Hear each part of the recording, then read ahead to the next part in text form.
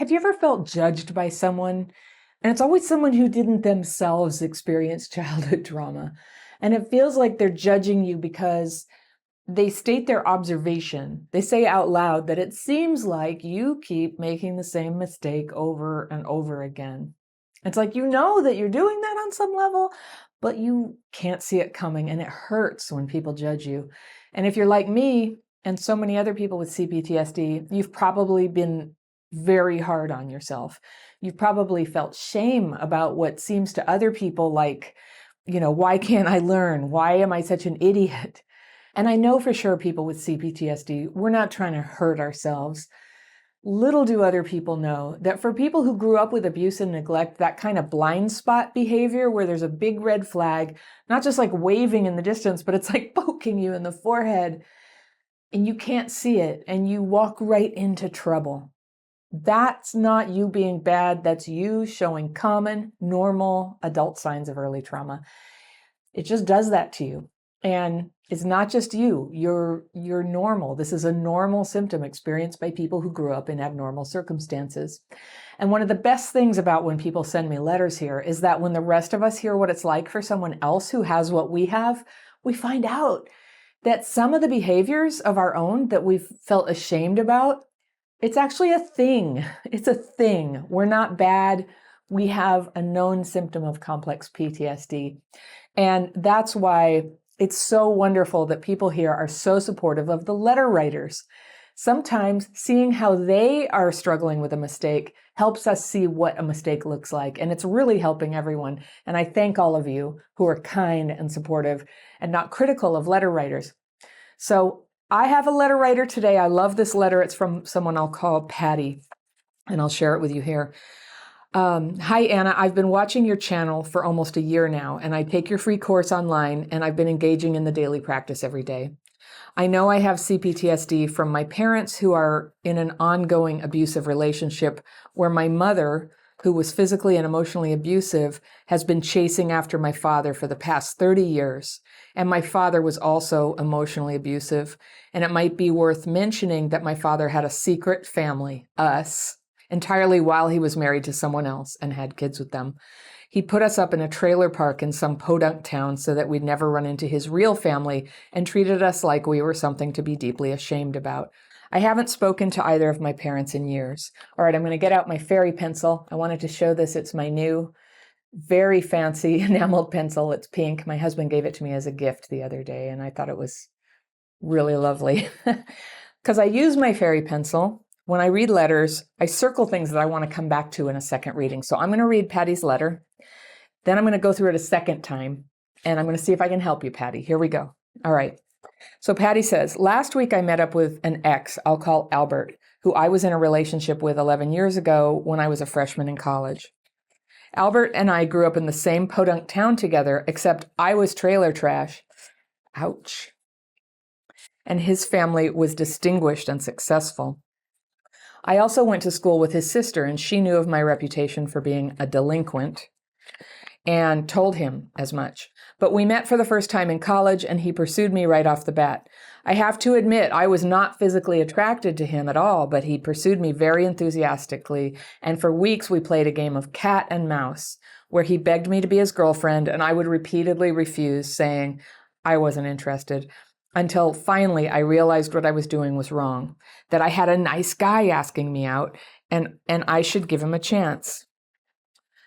So I finally said yes, and within a few weeks of dating, he quickly began to lose interest and saying mean and hurtful things about my appearance and my intelligence, and I was so hurt and confused as to why, given how much affection he had shown me before. I'll never forget the day we broke up. I asked him, "Do you even like me?" To which he replied, "It's different when you're chasing someone." It wasn't just him, though. I'll be transparent here and say that when he asked me out again, I said no very rudely. In fact, I left his message unread for days because I knew that he was only in it for the chase, and part of me wanted to get back at him. And yet when I found out he was in a relationship and no longer available or interested, I sent him a very risky message telling him I still had feelings for him and that I felt very certain we would be in the right place at the right time and everything would be just right at some point in the future. He never responded. Okay. The last message was sent 3 years ago. A lot has changed since then. I moved to a different city 2 hours away, have a nice, comfortable job, and have been in therapy in addition to watching your videos. I haven't dated in 3 years, and my therapist finally gave the okay to start dating again. I got into a dating app, and lo and behold, Albert was on the app, and we matched instantly. Since it was Bumble, I had to be the one to message first and just said, "Hey, how are you?" He responded immediately and very enthusiastically, telling me he was in town for a festival with a friend and asked if I would like to go. I refused because my instincts were telling me no, but he kept pushing and offered to pay for everything. He told me he was at a cafe and asked if I could at least come and say hi, and I tentatively agreed. His Bumble profile said he was looking for a relationship, and his bio said, "Kinda don't want to die alone." I took this to be very endearing and vulnerable. When he saw me, he immediately got a nosebleed and said he was self-conscious. He told me he had baby fever and asked me if I wanted children. All that could be because he's a medical professional. But again, I took it to mean that perhaps he was ready to stop playing games and settle down. So I let my guard down and finally let him convince me to go to the festival. We had a wonderful time, or so it seemed. He paid for absolutely everything, including my ticket, which was wildly expensive. And even though he offered to pay, I felt bad and said I would pay for his drinks. His friends seemed to be playing the wingman by saying things like, "Now you have to get down on one knee and propose," and remarked on the coincidences of us meeting up that day. I know it was his friend saying it, but he blushed hard. I guess Albert blushed hard and just laughed nervously. I let my guard down. We danced and laughed the entire night, and he let himself be very physically comfortable with hugging me, holding my hands, rubbing his hands along my waist, resting his head on my shoulder, and holding me. So I let myself be comfortable with him and had my hand on his lap for most of the night. We talked about shows and movies, and I felt comfortable in saying, maybe we could watch this or that show together. Every time I even remotely mentioned potential plans, he would just do his nervous laugh. At the end of the evening, I asked him and his friend if they'd like to spend the night, since he had a long drive back to our hometown. And he said my offer was tempting, but he was on call. He kissed me on the cheek and said goodnight and glad I could convince you to come out. I asked him to please let me know when he got home, since it was a long drive, and he never texted back. Then 24 hours later, he finally responded saying, "Sorry, I'm a bad person. I obviously got home okay. I'm just emotional right now because I just broke up with an ex. I'm all effed up. It was definitely good seeing you. I was definitely fixated on having you come out, which was awesome, but I just don't think I can do anything else." My heart was absolutely shattered, says Patty. It absolutely devastated me that there I was letting my guard down yet again with a guy who had done the same thing to me before. I suspect it had nothing to do with the ex, but instead on the fact that I didn't make enough of a chase for him. I cried so hard for a week, and now I feel like I'm right back at square one. All the hard work my therapist and I did was almost destroyed. All my insecurities from when I was a child came flooding back, telling me I'm no good, I'm not interesting enough, pretty enough, or smart enough, and I'll always be just the trailer trash as before. And he'll always be on the right side of the tracks. However, this time I didn't just take it, and I had to get some of my dignity back. I sent him a message saying, my instincts told me not to go out with you that day, and I should have listened. Frankly, you shouldn't be on a dating app if you're still not over your ex. This really shows a complete lack of empathy on your part. I hope someone comes into your life who will get your hopes up and break your heart just like you did with me. Don't try to contact me ever again. I immediately blocked, unfollowed, and unmatched him. I admit I feel like it was a bit dramatic considering he barely seemed to remember any of our time together, and we hadn't seen each other or spoken in years.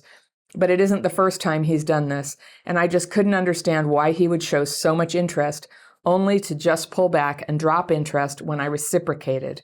Again, I'll never know if he responded or read it, and I don't know what his possible reaction could have been. I have plans on moving back home next year, and given our propensity for running into each other, I have no doubt I'll have to see Albert again. My question is this, Anna. Why would someone do this? At what point is it safe to show interest in a man or woman who is pursuing you? Why do people play this game of cat and mouse? And do they even realize how badly it hurts someone when they see you close up and say, meh, I changed my mind? For those of us with CPTSD, it can really set us back. People tell us to work on our trust issues and look for actual proof they're interested first before falling into limerence. Please give me that tough love. I also need advice on how to behave myself when I see him, because I'll probably want to throw my drink on his face. Sincerely, Patty. All right, Patty, you came to the right place. Let's go through your letter and see if I can give you some guidance here on how to look at this, what happened, and what to do. All right. So your background here, the little that you told us, it was just nice and concise, but it told me so much. Your parents are in an ongoing abusive relationship. Your mother was physically and emotionally abusive and has been chasing after your father for 30 years. He was abusive. And it might be worth mentioning, you say, it's definitely worth mentioning that your father had a secret family, and it was you. You were a secret family. Your mom was his side chick. That's a rough word, but I've been making videos lately about the curse of the side chick and how it happens to traumatized people. Women, there's a male version as well, the nice guy, right? And it says, so he had a wife and kids and this secret family, which was your mom and your family. And it says he put us up in a trailer park at some podunk town so that his real family would never know about you, and treated you like you were something to be really ashamed about. And you haven't spoken to your parents in years. So I'm just saying, okay, that's an extreme situation. And one thing I just want to address about it is that when a man has abandoned the mother of his children, a number of things could happen. I'm just zeroing in. It's terrible. The whole situation sounds horrible and so psychologically harsh. This thing where you keep mentioning that you're trailer trash. It's just like I cringe every time you say that. But I guess that's the word you mean if you actually grew up in a trailer park and you feel less than because of it. But the reason you live there is because you were poor, and evidently your mom, it was like he put you up. And so I was a single mom, divorced, and nobody put me up. I worked and, created a home for my kids, and it wasn't easy, but I'm just going to start out by sort of looking at the way you perceived your mom as having no power and your dad as doing that, as putting her up in this place that was bad. So I don't know if he was financially supporting and that's all they had, but your mom's not the victim of where he paid for her to live. All right. So I don't know what, but if he was married and the whole time, she had some conscious knowledge, I presume, that she was having an affair and having children with a guy who wasn't available. So it's all screwed up, but I just want to help you take back the power for your mom, that she was doing whatever she did. Okay. And I'm bringing that up because I see so many parallels in how you were raised and how you're treating yourself right now, that I just want you to see that nobody can do this to you. They can treat you that way, but it doesn't become your fate. It doesn't become where you are trapped in your life. You have total choices, Patty. All right. So you say, this guy, Albert. So last week you met up with him and you guys had a brief relationship 11 years ago when you were a freshman in college, and you grew up in the same town, but you had this huge socioeconomic difference. You were poor and his family was distinguished and had a lot of money. And I'm changing your language from trash and successful, because I think those adjectives you're using are horrible. They're horrible. You're talking about a financial difference, perhaps the adequacy of the amount of parenting you each got, but that does not make you garbage. All right. I just want to get through to you, Patty. I also grew up poor. My mom had episodes where she told me she wished I was never born. Do you look at me and think to yourself that my family's poverty or my mother's indifference toward me affects my value in any way or makes me trash? I've had that exact same fear. It used to haunt me, but I don't have it anymore. And that's the daily practice. I don't have it anymore. Of course, I'm not trash. I'm a whole, beautiful human being, just like you are, just like everyone watching this video. All right. So let's not call people trash just because they were abused or just because they're poor or because they live somewhere, that's poor. They are not garbage. All right. You are not garbage. Okay, but you perceive that he was like way above you, and I get it. Like the kids with money sometimes had advantages that made them popular, but I got to say, in my school, it wasn't the only thing that made people popular. I also went to school with his sister, and she knew your reputation for being a delinquent. And you didn't elaborate on that. I don't know what that means, if you committed crimes or if you were just poor. I suspect you're being overly harsh on yourself, because that's the pattern I'm seeing here. All right, so she told him. So it sounds like a little bit like, you feel like she tainted his perception of you. But you met in college, you had a relationship, and you were not attracted to him, but he pursued you very enthusiastically. And here's where I'm seeing the pattern, where while you perceive that he's driving this whole relationship, I'm going to point out to you as we go through this letter all the points where you actually co-drove this relationship. This is a 2 steering wheel relationship or non-relationship, and because you want the tough love, and I want to help you see that you have agency. You made choices that got you into this relationship and that caused you to get hurt. Now, I don't like this guy. I don't like how he treated you at all, but I know that such people are out there, and I'm here. I've got your back because I want to help you become somebody who just doesn't even give people like him the time of day. There are great men and women all over your life who deserve your time and attention. Let's look at the difference here and look at where you do have agency. So you said, I would repeatedly refuse his advances saying I wasn't interested, or his expression of interest. It doesn't sound like he was, molesting you or anything. He just kept being into you. You said it was a game of cat and mouse. So a game of cat and mouse is a game of 2 creatures. Are you playing the mouse yet? I don't know. Maybe you were just like, I'm not interested. I'm not interested. That's not the mouse. That's just the person who doesn't care. He begged you, and then finally you say, I realized what I was doing was wrong, that a nice guy was asking me out and I should give him a chance. Okay, so just hold on. Actually, what you were doing was right, because he's not a nice guy. He wasn't a nice guy then, but you psyched yourself out and overrode your gut instincts, because that's what we do. You were probably trained to do that as a kid, but back then when this happened and you were a freshman in college, your instincts were good. You were not attracted, all right? You were not into it, and then you convinced yourself that you should go ahead and date him, basically because he wanted to and because he was a, quote, nice guy. And you may have been fooled by his family's economic situation into thinking that equals nice. But in this case, it doesn't. And we all know that. Money does not cause people to be nice or not nice. It's, we all have souls we've got to cultivate. We've got to cultivate our goodness, and we can be bad in any circumstances, and we can be good in any circumstances. So you finally said yes, and within a few weeks of dating, he quickly began to lose interest, saying mean and hurtful things. He didn't just lose interest. He was crappy to you about your appearance and your intelligence. Like, who does that? That is not a nice person. That's very antisocial, very uncool. Everybody knows that you should be kind, right? He knows that. And you were so hurt and confused as to why, given how much affection he had shown you before. And I'll never forget the day we broke up. And I asked him, do you even like me? To which he replied, it's different when you're chasing someone. And that is when he gave you the key to who he is. He is someone who has something that you could kind of call a fetish or a kink, right? Where he gets very interested when he's chasing somebody who's not interested.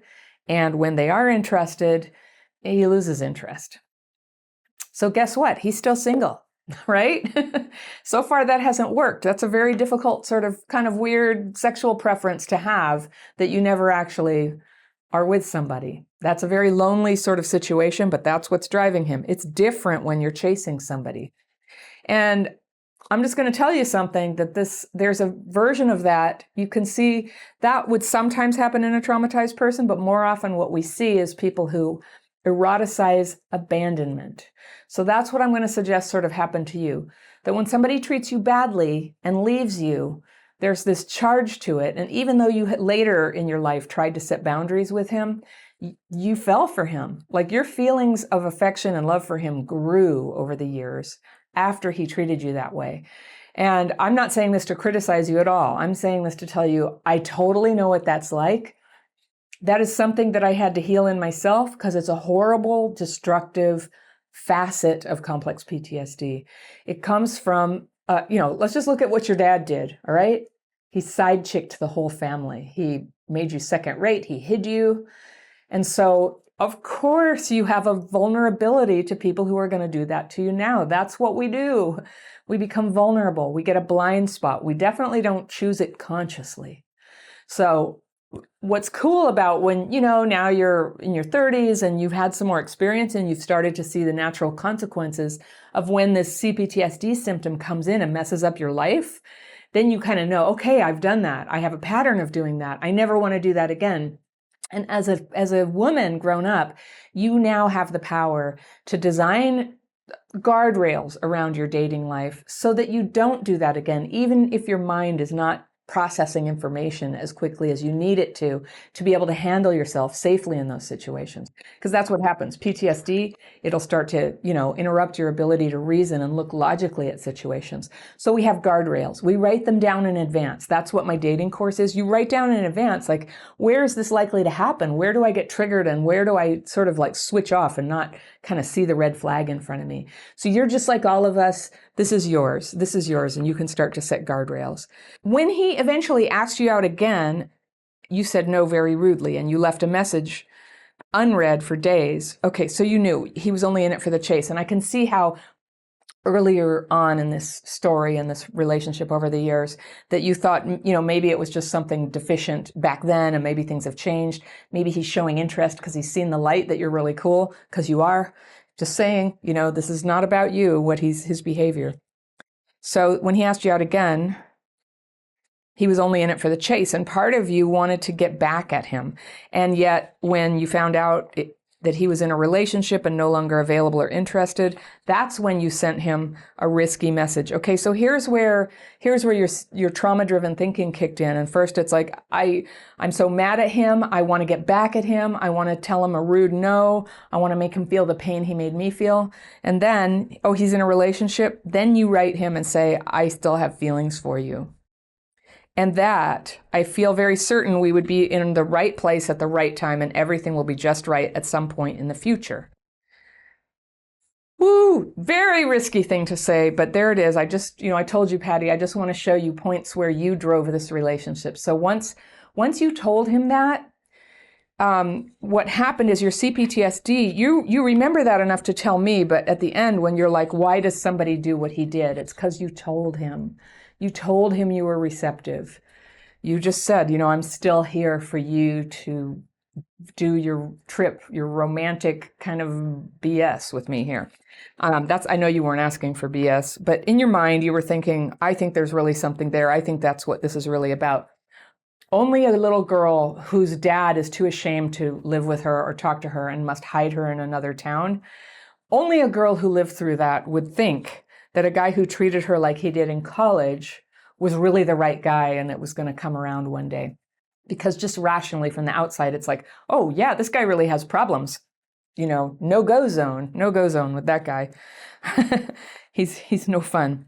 So then a lot changed and your life came together. You moved somewhere else. You have a nice, comfortable job. You've been in therapy. Like, good for you, Patty. Good. All right, you're doing it. And by the way, later when you say it's ruined, it's not ruined. You're getting your experience that will help you be clearer about where your vulnerabilities really are. So you are not set back. You're just experiencing what it's like to be you and the part that's not healed yet. Okay? So just embrace that. Just love that part of you. Okay. So you got the okay to start dating again, and you got onto a dating app, and lo and behold, he was there and that you matched instantly.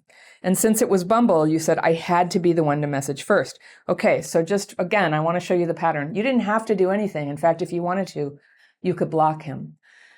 You could block him. But I understand you probably saw him. There was that charge because, none of us chooses who we fall in love with. It happens.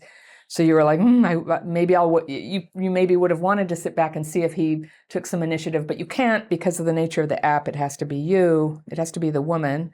And then, so you said, hey, how are you? All right. So you opened the door. You were like, I see you. I'm opening the door. And the last time he had heard from you, you said you were hoping that you would be together for real, that you were kind of made for each other. And he didn't get back to you. So now you've done a second communication, and this, hey, how are you, is, okay, I'm just saying, he's not a good guy. And yes, some people will say he's taking advantage of a vulnerable person, but it's not actually his job to figure out what your boundaries ought to be and respect what you have not set as a boundary. Other people's job, at best, is to respect what we say the boundary is. But when you're saying, come into my life, then, okay, so I'm just saying, all right. So right away he asked if you wanted to hang out at this festival. And first you said no, because your instincts were telling you no. Okay, one more vote. Patty's instincts, they know, But he kept pushing and offered to pay for everything. So that's interesting. So what? He offered to pay for everything. Well, actually, no, not so what. I get it. Like when it's a date, a man pays for everything. But somehow I feel like there's a charge there from this wreckage you have about he had money, your family was poor, and he offered to pay for everything. And this creates a power imbalance for you. Like I think inherently, it's really good to, if a man asks you out, to let him pay for everything. And so what's interesting is that when you got in there, you felt bad when he paid for your ticket, and you said, oh, I'll buy drinks for you inside, but he ended up paying for everything. But also, I think if a guy asks you out and you think it's a date, one way you signal that you think it's a date is that you don't jump in and try to convince him that you should pay for half of it. I would say when a guy asks you out and offers to pay for everything, then let him pay for everything if you consent to this being a date. And if you don't want it to be a date, one way you can signal that gently is to go, no, I'll pay my own way. So you were getting into some complicated dynamics about who pays and money. Then he said he had baby fever and asked if you wanted children. That's when I think, what a manipulative jerk. And he says on the dating app that he's looking for a relationship. Oh, but here, I circled this and I wanted to say, this is where I start to have really bad thoughts about this guy, is that he had said on his dating profile that he was looking for a relationship, and his bio said, kinda don't want to die alone. And I just want to say, if I were to do like a poster of a guy you should not date, it's a guy who says he wants a relationship, and his reason is he kinda doesn't want to die alone.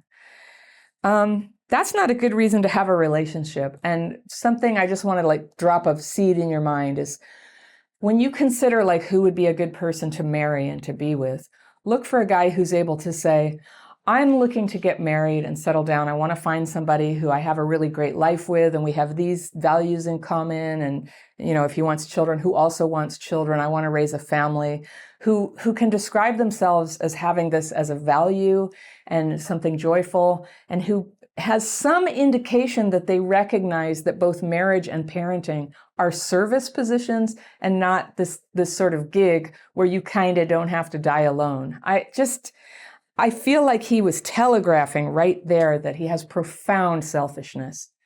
And that's what's propelling him to have a relationship and not a cat and mouse thing. It's just this fear he's got, I could die alone. That might be okay, but I kind of don't want to. Oh. So there was a big clue. Okay, so this thing about babies, to say in a woman in her 30s who happens to want that is super manipulative.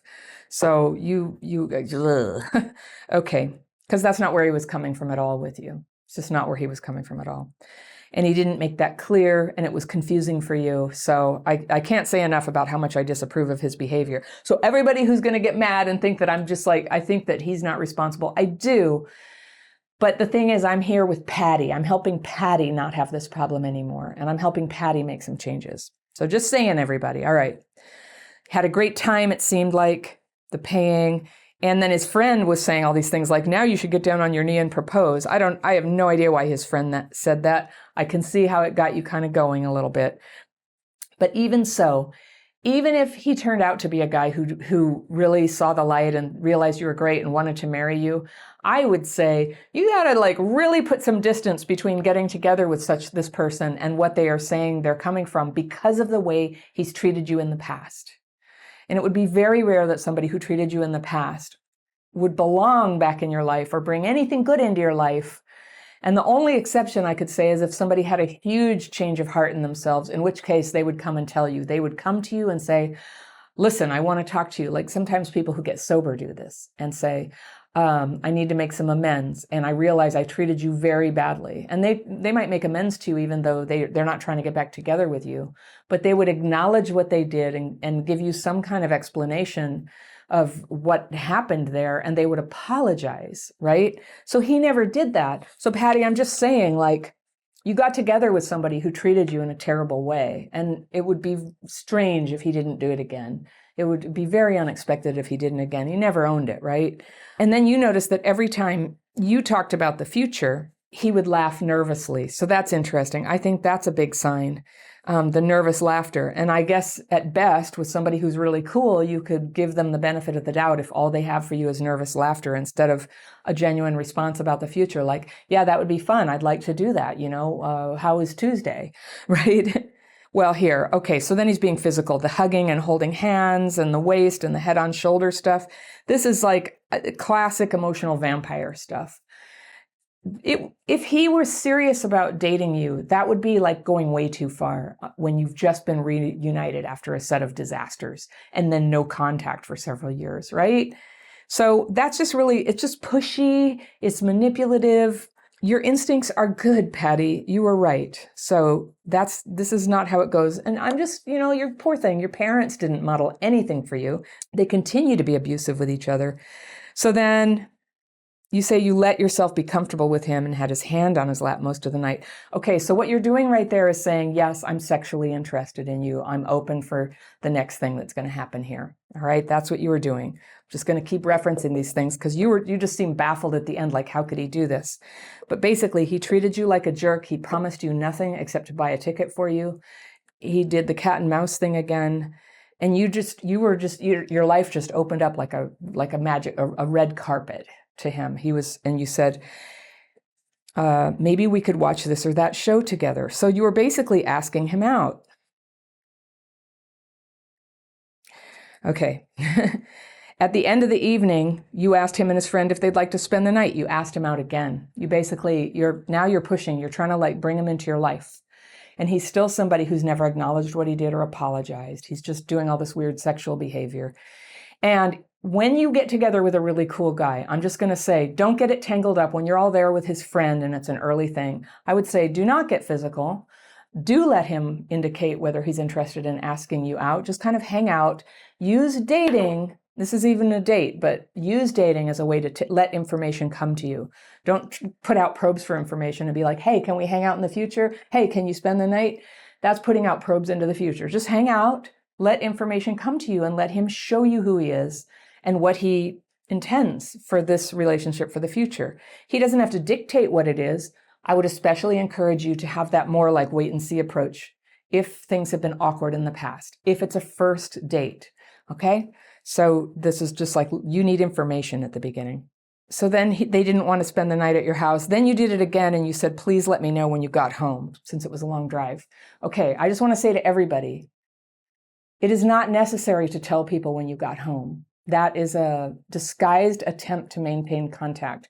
So the energy is very palpable right here that you were clinging. You were trying to cling and make sure there was future connection, and he wasn't giving it to you. So you tried 3 times. Can we do something in the future? Will you spend the night? Will you text me when you get home? That's what happened. You were chasing him. And yes, he led you on, but you were chasing him and you chased him really hard. And he didn't text you back. So right then you had another opportunity to kind of go, oh, wow, this is terrible. This is no good. So he texted you the next day and said he's sorry that he blew you off. I think he realized sort of that he did something. You didn't describe a proper apology there, but it was something like that.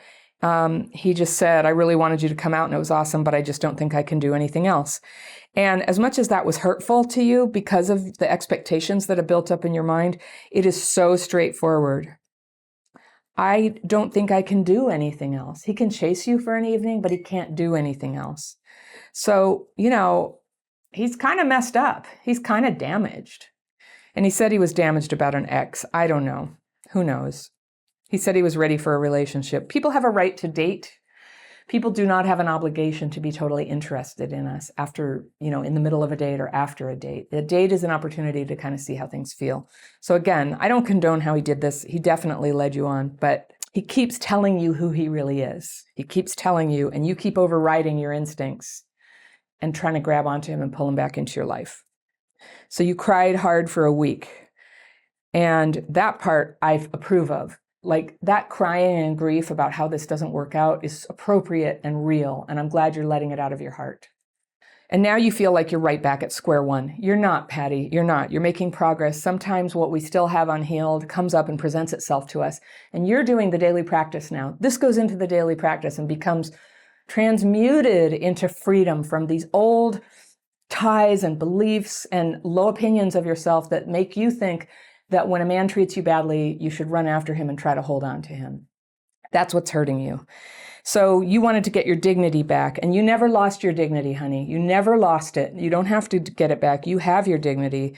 And in fact, the way that you can sit in your dignity is just like, let him go. Just let him go. Don't even try with him anymore. There's no point. There, that hope springs eternal. If I could just say the right words, he'd realize how he hurt me. He'd apologize. Maybe he'd come back. But this is a guy I would say, just don't contact him. And you blocked him, and that's good. And you're going to be moving back in town where, as luck, it's a small town. You may very well run into him. So you said, why would someone do this? And they do this because they can, because that's what turns them on, and you give your consent to it and let them into your life time and again. So hopefully you won't anymore. At what point is it safe to show interest in a man or woman who's pursuing you? It's safe. It's really safe at any time, but it feels like it's not safe when you're with somebody who can't bear to have actual reciprocation because something's wrong with them. Okay? And there's a slight chance there's nothing wrong with them. He only does this to you. But if he only does it to you, all it is it's like most people in the world. Most people in the world are not interested in me or you, Most people are not. And every once in a while, lightning strikes and two people will really be into each other and they give it a go. And whatever trauma they have complicates it, right? But it can work out. It can work out. You're a perfectly whole and good woman, and you are interested in finding your man. You want to find your man. And you know what? That's a good and worthy thing to desire in your heart. And you get to work on that. You might want to take my dating course, I'm just saying, or do my dating coaching to help you get clearer and stand within what you really want and be clear about your intuition and get support from a group so that when your intuition is confused, you can, get your friends who understand this mission of trying to date in an emotionally sober way, that they can help you. They can help you kind of figure that out and help you spot the red flag, even when your blind spot is kind of making it hard to see. So that's what you can do. Why do people play a game of cat and mouse? Because at a small level, that's just kind of sexy, right? But for him, it's kind of gone off into a whole different level. It's what you'd call disordered, I think. And the way he treated you, I can't diagnose him. I don't know him. I don't know what the full picture is, but he didn't treat you well. And I don't think he cares how much it hurts you all that much, not enough to quit doing it. And so people tell us to work on our trust issues and look for actual proof they're interested first before falling into limerence. Yes. So I'm just going to tell you that if a guy does that for one night, that's not enough time. When we say, work on your trust issues by looking for actual proof they're interested first. If you didn't have CPTSD, I'd say, well, go on maybe 12 dates before you determine whether try to get some information like, what are they really like? What are they like when they're stressed? What are they like when they're angry? What are they like when they're scared? And start to get to know somebody before you invest them in any trust. If you have CPTSD, I'm just going to say, oh my gosh, at least 3 months. I think the difficulty is that like the common culture is that people can just meet and they just like maybe have sex right away. Or, there's this idea like 3 dates. If you wait 3 dates, you were very sensible. But not with CPTSD, 3 dates is just ain't doodly. It's just nothing. It takes a long time, especially when you have blind spots and you have attachment wounds. It takes a long time to get to know somebody. So the longer you can make that time between meeting somebody and spending some time together in some context where you get to know them, and then actually sleeping with them, which is when your bonding attachment is going to really like kick into high gear. And even if they're no good, your attachment is still going to like need to hang on. That's the sad thing about CPTSD. It imprisons us in bad relationships once sex has occurred. And not 100% of the time, but a lot of the time, enough that the people out there, you will know what I'm talking about. And as much as it's hard to be culturally different and to be very slow about becoming intimate with somebody, it's a very powerful tool for people who have attachment wounds and who were treated badly by their parents to change their pattern. Oh, and by the way, Patty, just don't talk to him anymore. If you see him, just nod and walk away. Don't have contact with him anymore. Don't have conversations. There's no need to get even. There's no need to tell him how you feel. You told us how you feel. You have now like thousands of people who care how you feel, and we heard you, Patty. You have been heard. You have expressed yourself and been heard, and we're with you, and we want better for you. If you grew up without consistent love and safety and validation from your parents, you've probably already noticed how vulnerable you are to the idea of a great love that just shows up in your life. Like there's ordinary people who are actually in your life, and maybe you're single, maybe you have a partner, but there's this other hypothetical relationship in your imagination, and it's just legendary. It's beyond what other people normally experience. It's a perfect union kind of love. And you have a deep sense of what that feels like for you to be loved for who you really are, to be safe, and to be certain that you are in the right place, in the right relationship, in the right life. And chances are you have someone in your mind who feels like they are that person for you. And chances are they aren't actually with you. Now, these are the perfect growing conditions for what we call limerence, which is a state of infatuation or obsession that people with CPTSD can be especially prone to. It can happen to anyone, but with trauma and neglect in childhood, it just seems to get a real foothold sometimes. So sometimes you're going to get limerent feelings for someone you're acquainted with. Sometimes it's someone famous or imaginary. And sometimes it's someone who is actually in a relationship with you, but in a limited way that leaves a big empty space for that obsessive waiting, hoping, searching obsessively for clues and evidence that they love you that often goes with limerence. So I got a letter yesterday from someone I'll call Lisa, and she writes, "Dear Anna, my first marriage was 32 years ago with my best friend ever, or at least I thought so.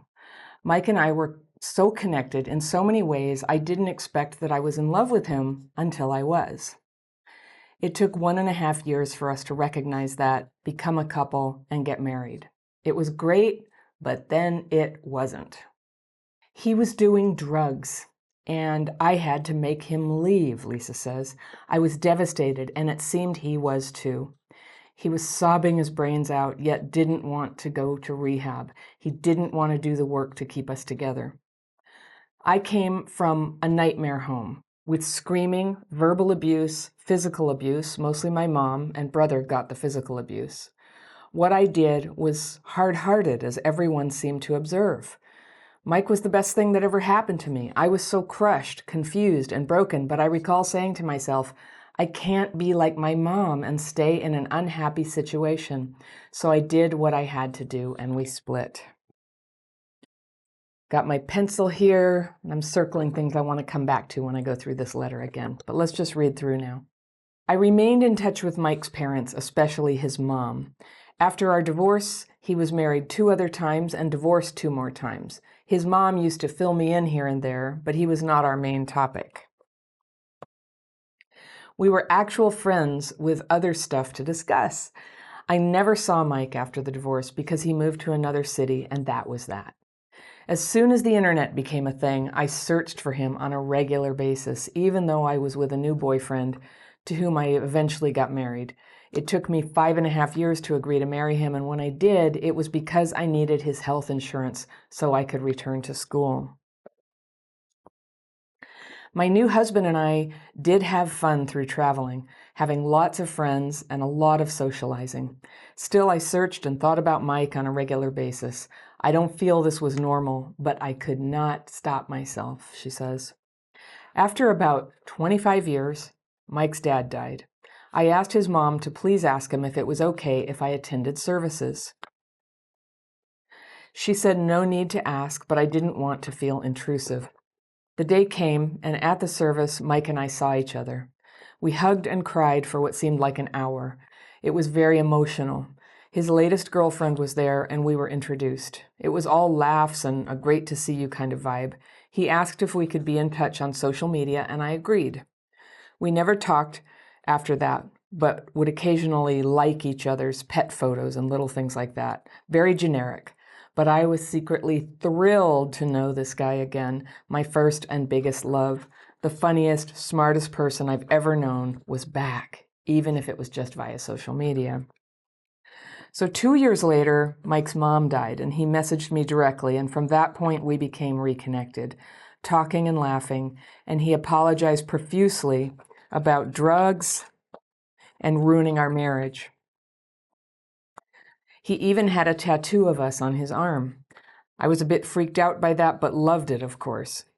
All of this communication led to meetups, and I'm skipping ahead a bit, she says, or this will go on forever. The meetups led to a first kiss and then an affair. He was now engaged to the girl I had met, and I was still married. We both seemed to love every moment. Then he decided to get an advanced degree for a new career, and it all slowed down, but we still communicated almost daily. Just nothing about hooking up. It was mutual and equal. Then it wasn't. I could feel the pulling back on his end, but we continued on, discussing school, jobs, sports, and always music, which was our biggest bond. It's now been 2 years since we've seen each other. I go to therapy and he goes to class. It's been almost 3 years that he's been engaged. She is loaded and his keeper, if you will. Even after many times of him saying it'll never end until one of us is dead, he's slipping away. I know it and he knows it. The problem is that I cannot stop thinking or obsessing over him. I know it's affecting everything in my life. Although my husband doesn't know, I'm sure he can tell part of me is gone. I watch every video out there, go to therapy, speak to certain friends that know the truth. Nothing stops me from thinking about him. I'm obsessed and I do not want to be. I will always love him because I loved him, but I'm never going to have him. Am I so bored in my marriage, or am I traumatized once again by this ex-husband and due to my crappy childhood? I have always missed Mike, and our fling just makes me miss him all over again. It's ridiculous, and I feel ridiculous. I do not regret our time together, but I need to make my brain stop because he's stopping, and I'm now trying to stop reaching out. I even sit on my hands, so I do not message him. He calls occasionally, and we still text, but I need to stop waiting and living just to hear from him, and I can't. My therapist said it's because of my miserable childhood and not getting my needs met then. She says this is a trauma bond. She's right. You're right. But how do I make it stop? He can reach out. That's fine. But I need to stop living for it. He doesn't want me back. In the beginning, I was the one in control, and he wanted to know where I was and why he hadn't heard from me every 5 seconds. But that quickly turned, and now, alas, here I am, lonely and longing for any bit of attention from him. Please help if you can. From Lisa. Oh, Lisa, I'm so sorry. This is one of the most painful things in life. And right now, the options that you're facing are all painful, but I'm going to help you find the right way through, okay? I circled a bunch of things on your letter here that I wanted to come back to. All right, so I believe you're in your 50s now. So your first marriage was 32 years ago, and Mike had been your best friend ever, and then you fell in love, and you were married, and it was really great at first, but then it wasn't. And the only thing you say about what was great then was, it was great, but then it wasn't. That's a really short statement.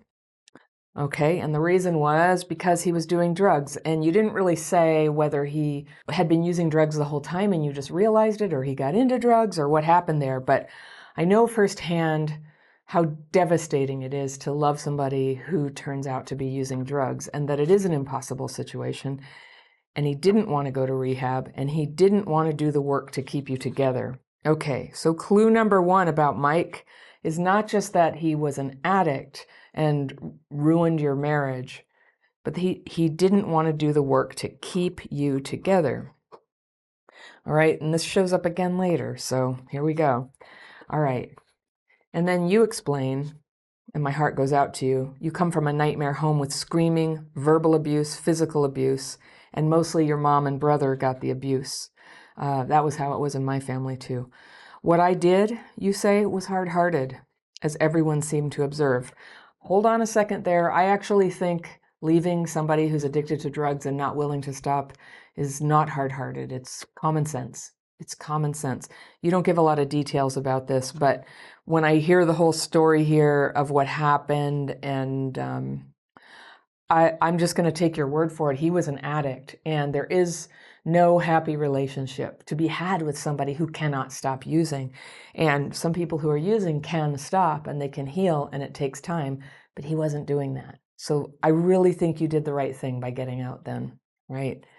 But I can also see what it says to me, that you feel like you were too harsh. And I think that what got stuck in your mind is that you did it prematurely, that, maybe you shouldn't have, that it was this great love. It ended up being so hard to find anything. And I believe that you guys loved each other. I get it.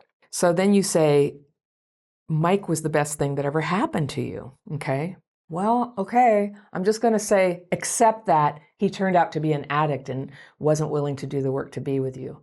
And so, I know that later you married somebody who does do the work to be with you. So I'm just going to sort of challenge that idea that this like wild child guy that you were with was the best thing that ever happened to you. What I'm hearing, and I totally understand, is that this relationship awakened a part of you that you don't ordinarily have access to.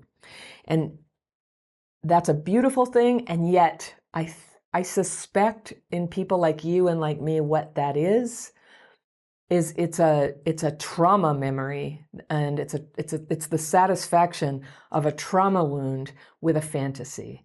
And as people with childhood PTSD, we sometimes have a really hard time telling the difference between what is a great love and incredible compatibility and what is something that has all the painful knife wounds of what happened to us as kids when it was terrible and people could not do the work to honor us and treat us caringly, lovingly, in the way that we deserved. All right. You got that as a kid. You got that in your marriage. So I really question that it was the best thing that ever happened to you. I at least know that something much better can happen for you. Okay. And you say, I was so crushed, confused, and broken. But I recall saying to myself, I can't be like my mom and stay in an unhappy situation. So I did what I had to do, and we split. Now, I don't know if you noticed that, but you've done exactly what your mom has done. You are staying in an unhappy situation, in this limbo. And we're going to talk about your marriage in a minute. But I don't mean just instantly that that's the bad thing. Your limbo is a living hell. You're suffering and suffering every day. And you have been for a long time. Okay? So, I'm the tough love fairy, and I think on some level you kind of knew what I was going to say when you wrote. But if you don't know, I'm going to tell it to you with great love and great understanding and relatedness, because I've been through this too. So then you say, I remained in touch with Mike's parents, and since you had been married to Mike, that's not crazy, especially his mom. And then he got married twice and divorced twice, so he had had 3 marriages. By the time you ran into him, he's got a fiance for a 4th marriage. And, hey, people with CPTSD, that's often what it looks like. So no judgment, but just saying he does have, in the way that he has relationships, he has this pattern of, going in and going out, going in and going out. It's not working out. And that would be also extremely consistent with somebody who is an addict and very charismatic. All right. Some people are addicts and nobody would marry them because the drugs just blatantly make them awful to be around, but he's a charismatic addict. That's how I would describe it from the little you're saying.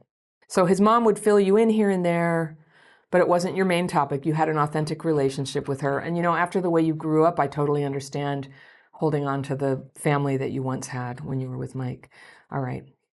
So you never saw him after the divorce because he moved to another city, and that was that. And good. There were 25 whole years between getting divorced and bumping into him again, and that's good boundaries. But as soon as the internet became a thing, oh, wasn't that a crazy couple of years for those of us who get limerent, right? As soon as the internet became a thing, I searched for him on a regular basis, even though I was with a new boyfriend to whom I eventually got married. And so you searched for him even though you were with a new boyfriend. It took 5.5 years to agree to marry this guy, and when you did, it was because you needed his health insurance so that you could return to school. Okay, so I think what you're trying to tell me is, but I never really loved this guy. But what you're accidentally telling me is something quite terrible, all right? You're exploiting somebody. But here's the thing. If you're going to be happy, Lisa, you cannot live in such a way that deeply deceives and hurts and uses other people. It just won't fly. It doesn't work that way. You can call it karma or you can call it inner peace, but you cannot have peace and you will not find love. Now, I'm not rendering judgment on this marriage. We're going to talk about that in a minute. But the fact that you're trying to tell me, oh, I just went into it for health insurance, that's just so morally wrong. And so going into it just for health insurance is sort of saying, I'm going to do something that looks like this conventional thing that people do called marriage, but I'm not really doing it. It's a material reason so that I can go to school. And if you grew up with trauma, I bet you your youth was extremely complicated. You didn't get that education really, or you couldn't be present for it, or you couldn't stay regulated enough to keep up with studies and move your career forward. And also the whole thing about money, like so many of us get financially hurt because of our trauma and because the families that we came from are so troubled. Like there is no money. And that's how I grew up. I got a little bit of money when my dad died when I was a teenager.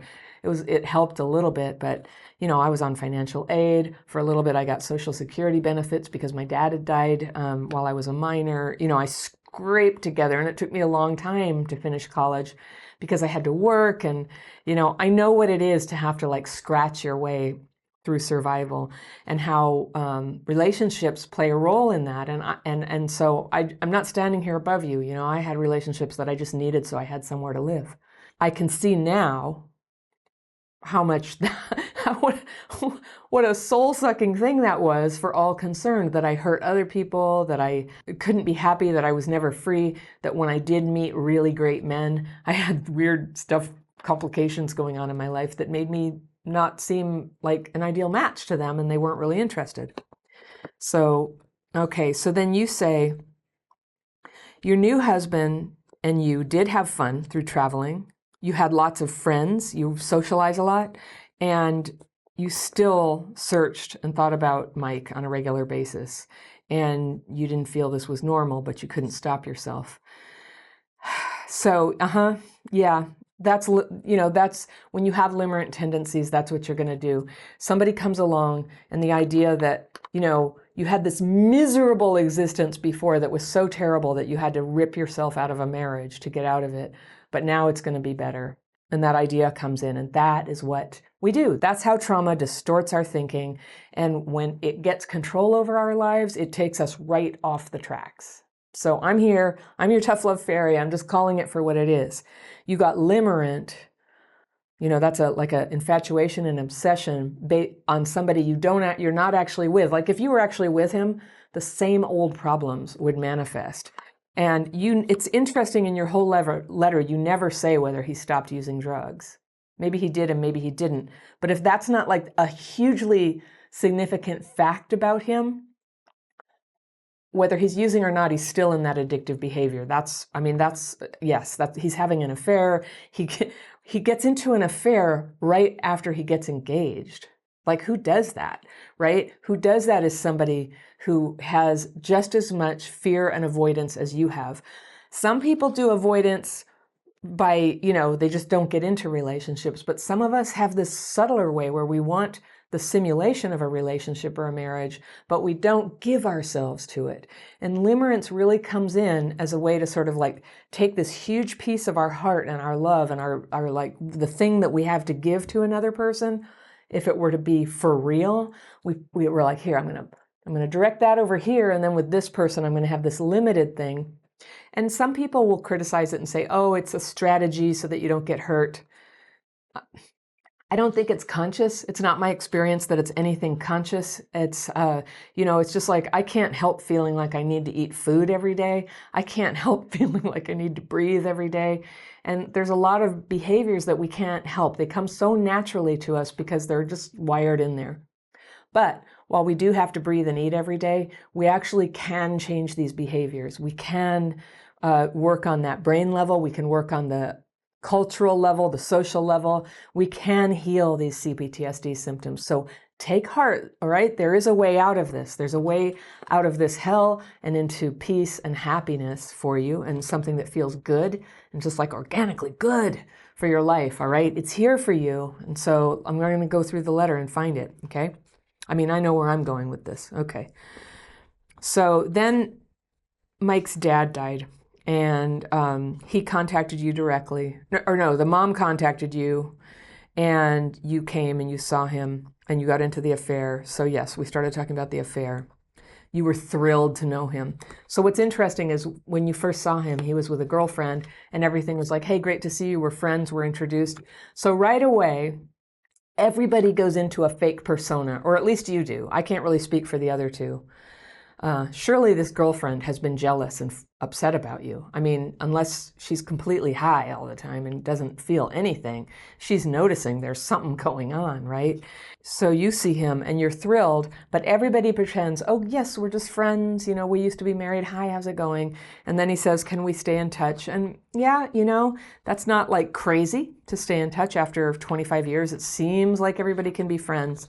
But the energy, the electric energy that you were feeling, probably he was too, and especially because he's an addict, that's my experience, that these things, like sometimes we're just tripping in our own mind, but sometimes both people feel them. And the fact that he entered into an affair with you means he was feeling it. So I don't doubt there was a real love between you and a real connection, and that even 25 years, like you could feel it right away. But oh, why is life like this? Sometimes the great love you feel is not compatible with daily life. And there it is, it's this great, thing that brings you out of yourself and helps you experience the eternal and feel connected with it and no union with another person. Except life with that person sucks. It can't be done. They won't do it. They can't do it. They have an addiction. They're with somebody else. And, he was only engaged. And I know you thought about this, Lisa. You didn't write about it, but he was only engaged. He could have broken that engagement, and he chose not to. So that was your clue. And it sounds like you were like, well, my marriage, I never was really feeling it, and I feel this, and maybe I can have both things. All right. You're certainly not the first person to give that a try. But just like everybody who's given it a try, you got into a place of great pain. And so another thing I wanted to say that was significant, I noticed that you had a lack of empathy for your husband. I noticed you have a lack of empathy for Mike's now fiance, that you have a lack of empathy for her. I just didn't hear you say anything acknowledging what she was going through.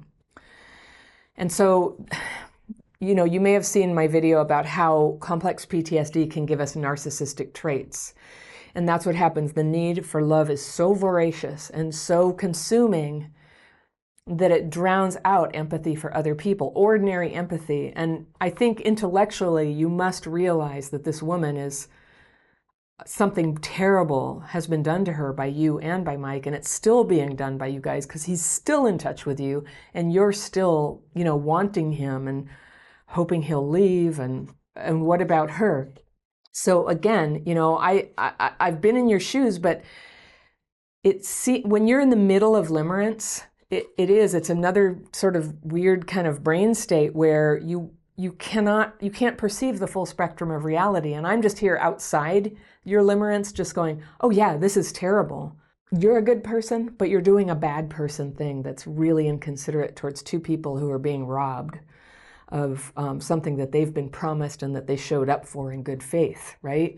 And that is just morally devastating. And there's just no way to really live your life that way and be happy. So I want you to take hope. It's like, there it is. And it's funny, like you've been in therapy all these years, and your therapist is talking to you about it. Your friends are talking to you about it.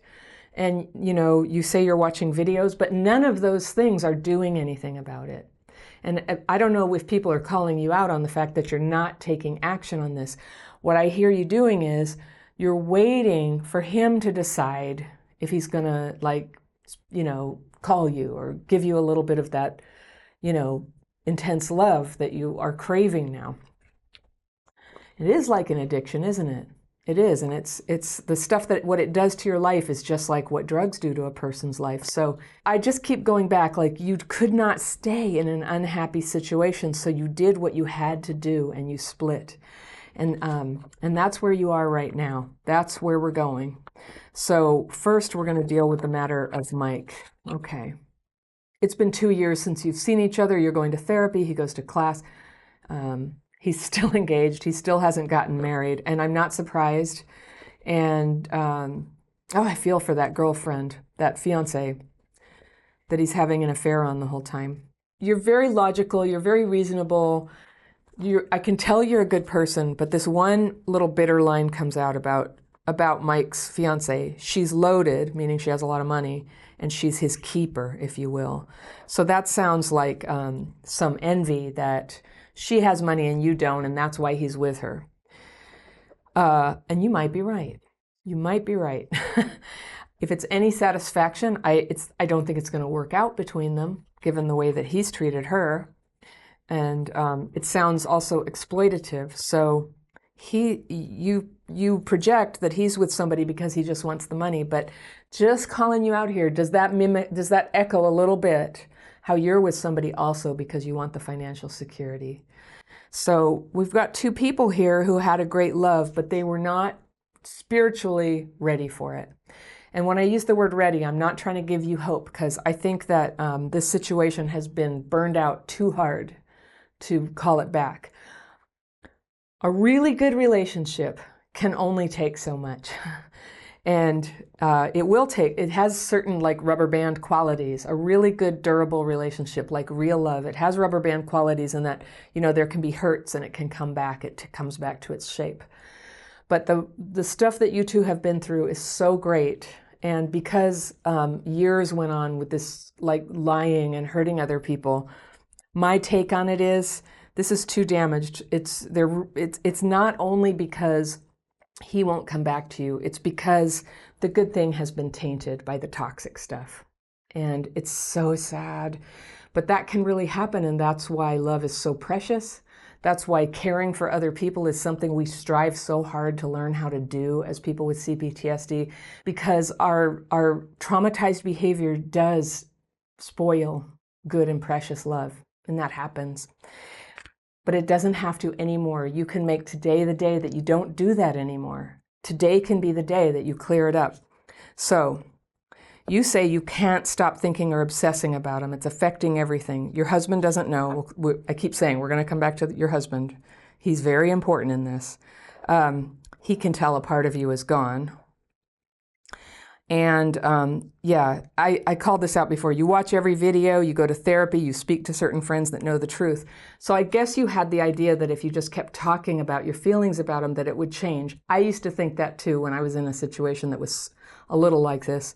And I thought if I talked and talked and talked, I would pop out of it. But that's not what happened. You know what happened? It got worse and worse and worse. And it took on properties that were nothing like love. It was more like depression, self-attack, not wanting to live. It was terrible. And so, you know what the day that changed it for me is my friend who showed me the daily practice that I teach everybody. I mention it in every video. It's always down in the description section if you want to try it. But this is a technique.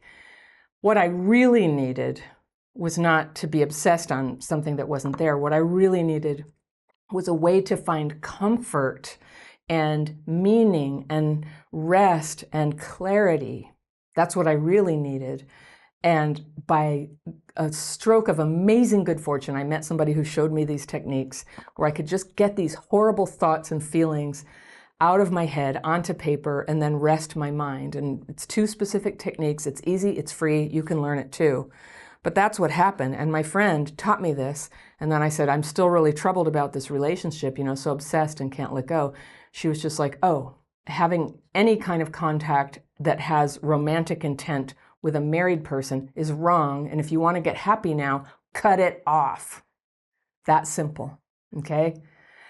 And I literally, nobody had ever told me that who I'd gone to for help. Now everyone knows that, but I was being very selective, I think, about where I would go. And so I was going to this therapist and we were drawing pictures about it and talking about dreams and, why was I sad and what was the last interaction like? And, this is a long time ago. But she had never said, and I guess I had really carefully picked friends who wouldn't challenge me, who would just say, cut it off. And when she said it to me, at first it struck me like somebody just took a sword and stuck it through my heart. And then I just realized, of course, that's it. And I did it. I cried for about 45 minutes. And then I felt so good. I felt free. Of course, that's what it is. You cut off contact with these people.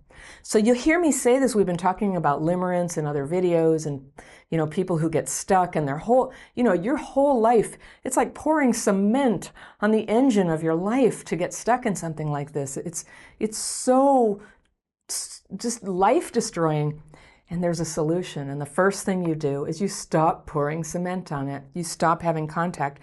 So sometimes you need a friend like me to just get in there and say, let's look at it. Were you happy? No. When you were with him, you were miserable. Was he available to you? No. One of the hallmark signs of a relationship that's good and right for you is that that person can be with you and will be with you. And if they cannot or will not be with you, they are not the love of your life. They are not. They might be an ex-love, but they are not for you. And there it is. And I say that like in my really stern teacher voice because it just needs to get through. It needs to get through the fantasy of because when you are a kid and you're dealing with the abuse and the horrible stuff that you went through, it's so easy to think, right? It's like, yeah, dad's hitting mom and my brother all the time, but actually everything's okay. And then you go to school and everybody's like, well, how are you, Lisa? And you're like, I'm fine. And right? You get so good at that. I call it crap fit. You probably know that if you watch my videos. You fit yourself to crap. And you've been doing that all along. You've been fitting yourself to crap. And you've been trying to survive. You've been using crap fit to get by in the world.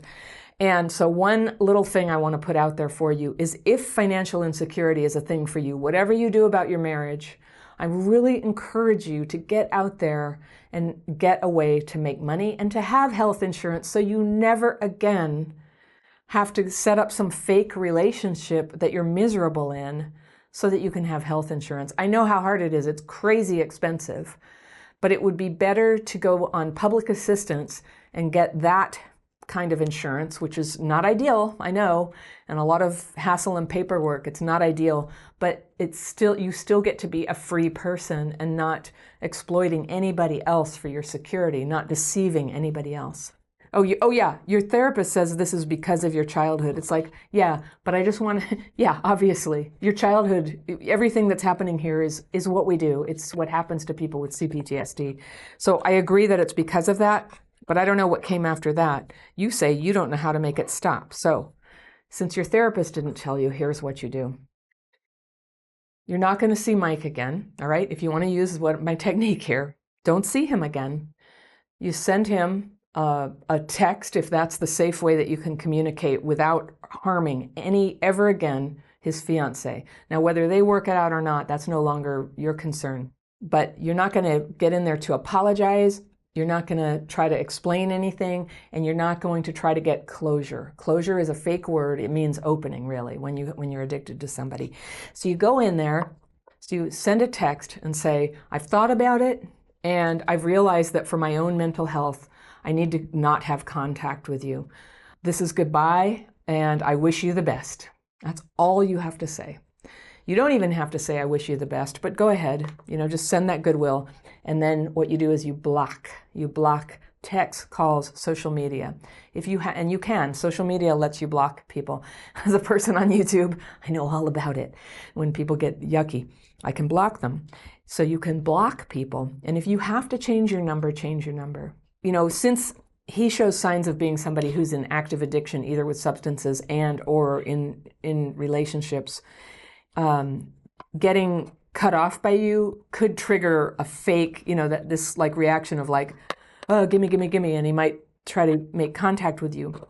So for you to be strong for that, I'm just telling you, he may do that again, but it's going to be the same fake kind of interest in you that doesn't involve saying, I've realized I love you, I totally stopped using drugs, I got my life together, and I only want to be with you right now if you're willing to leave your marriage. Like if he didn't say that, and if anything he says now to try to keep the little dopamine thread going with you, because that's what it is, right? Life feels empty, and you can always like send a little text and get that little, he called.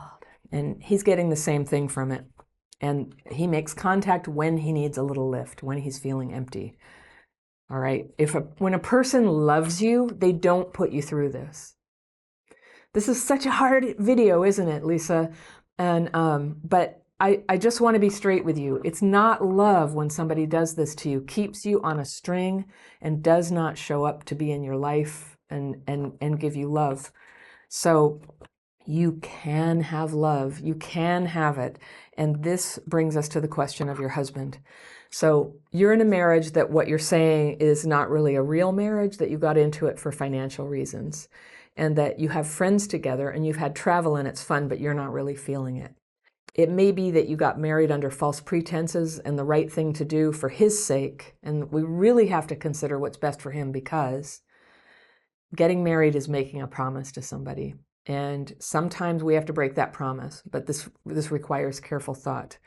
Whether you think that if you could detox from this addictive relationship you've been in, if you would like to give that some time to see if your feelings can blossom for your husband, I would totally back you on that.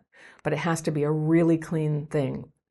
And whether you do that or whether you immediately exit the marriage, I'm really encouraging you to possibly change your therapist. I think therapy is a great idea, but if you had therapy for 2 years and you don't know how to make these things stop, which is just a tactical set of actions, if you don't know, I think you may want to get a therapist who's a little more experienced with love addiction and who can help you draw your boundaries and hold them and talk more about the boundaries and not the feelings that make you want to cross the boundaries. The feelings are going to be there. It'd be like if somebody were addicted to drugs and just wanted to go talk about the drugs all the time and how it felt to be high and how much you miss them, rather than, okay, what are you going to do to stay clean today, right? What are you going to do to stay away from the people who you know are going to be tempting to you? Let's make a plan. So those are the people you need. Friends too. So friends who really support that. One thing you can do, I have a dating course, and this, I feel like this is not the time for you to go dating, but what I want to call your attention to is that I start everybody out with writing down what they really want. What do they really want? And so you can start now writing that down, and as you detox and as your mind clears, you can keep updating that and to get clearer what you really want. But under no circumstances, I just know you don't want some guy who's like engaged to somebody else. Like, why would you want that, right? That's not what you want. So you can begin to just lay out there is something you want, and that can kind of help you endure the withdrawal that's going to come. It is withdrawal as you let go for good and make no more contact with this guy who's been life-sucking for you. You were doing okay, and then this came, and so now there's still time for your life to be happy. There's time for you to have a wonderful relationship. So your husband is stuck by you. Somehow he doesn't know. That's a little odd, because it seems like it might, anybody sensitive might know, but maybe you've been very good at hiding it. But I think that a therapist and friends could help support you over time to make a decision within 90 days if you're going to try to make it work with your husband or not. And he certainly deserves a chance as a person, but if you're not feeling it, then the most loving and honorable thing to do is to end that relationship. And I thought a lot about this question of whether you tell him what's been going on. That's a hard one. A lot of people are just like an automatic yes, tell, always, honesty. You can't have a good relationship without honesty. And so that's one that needs to be worked out with you and people you trust who know the details of the situation with you and your husband. But I will just say that if you do decide to be honest, it needs to be entirely limited to what needs to be said for him to understand the situation, that you have not been fully in the marriage, and either, yes, you want to work it out with him, or no, you are ending the marriage. That it needs to be clear and not drag him into a chaotic, confusing, heart-wrenching thing.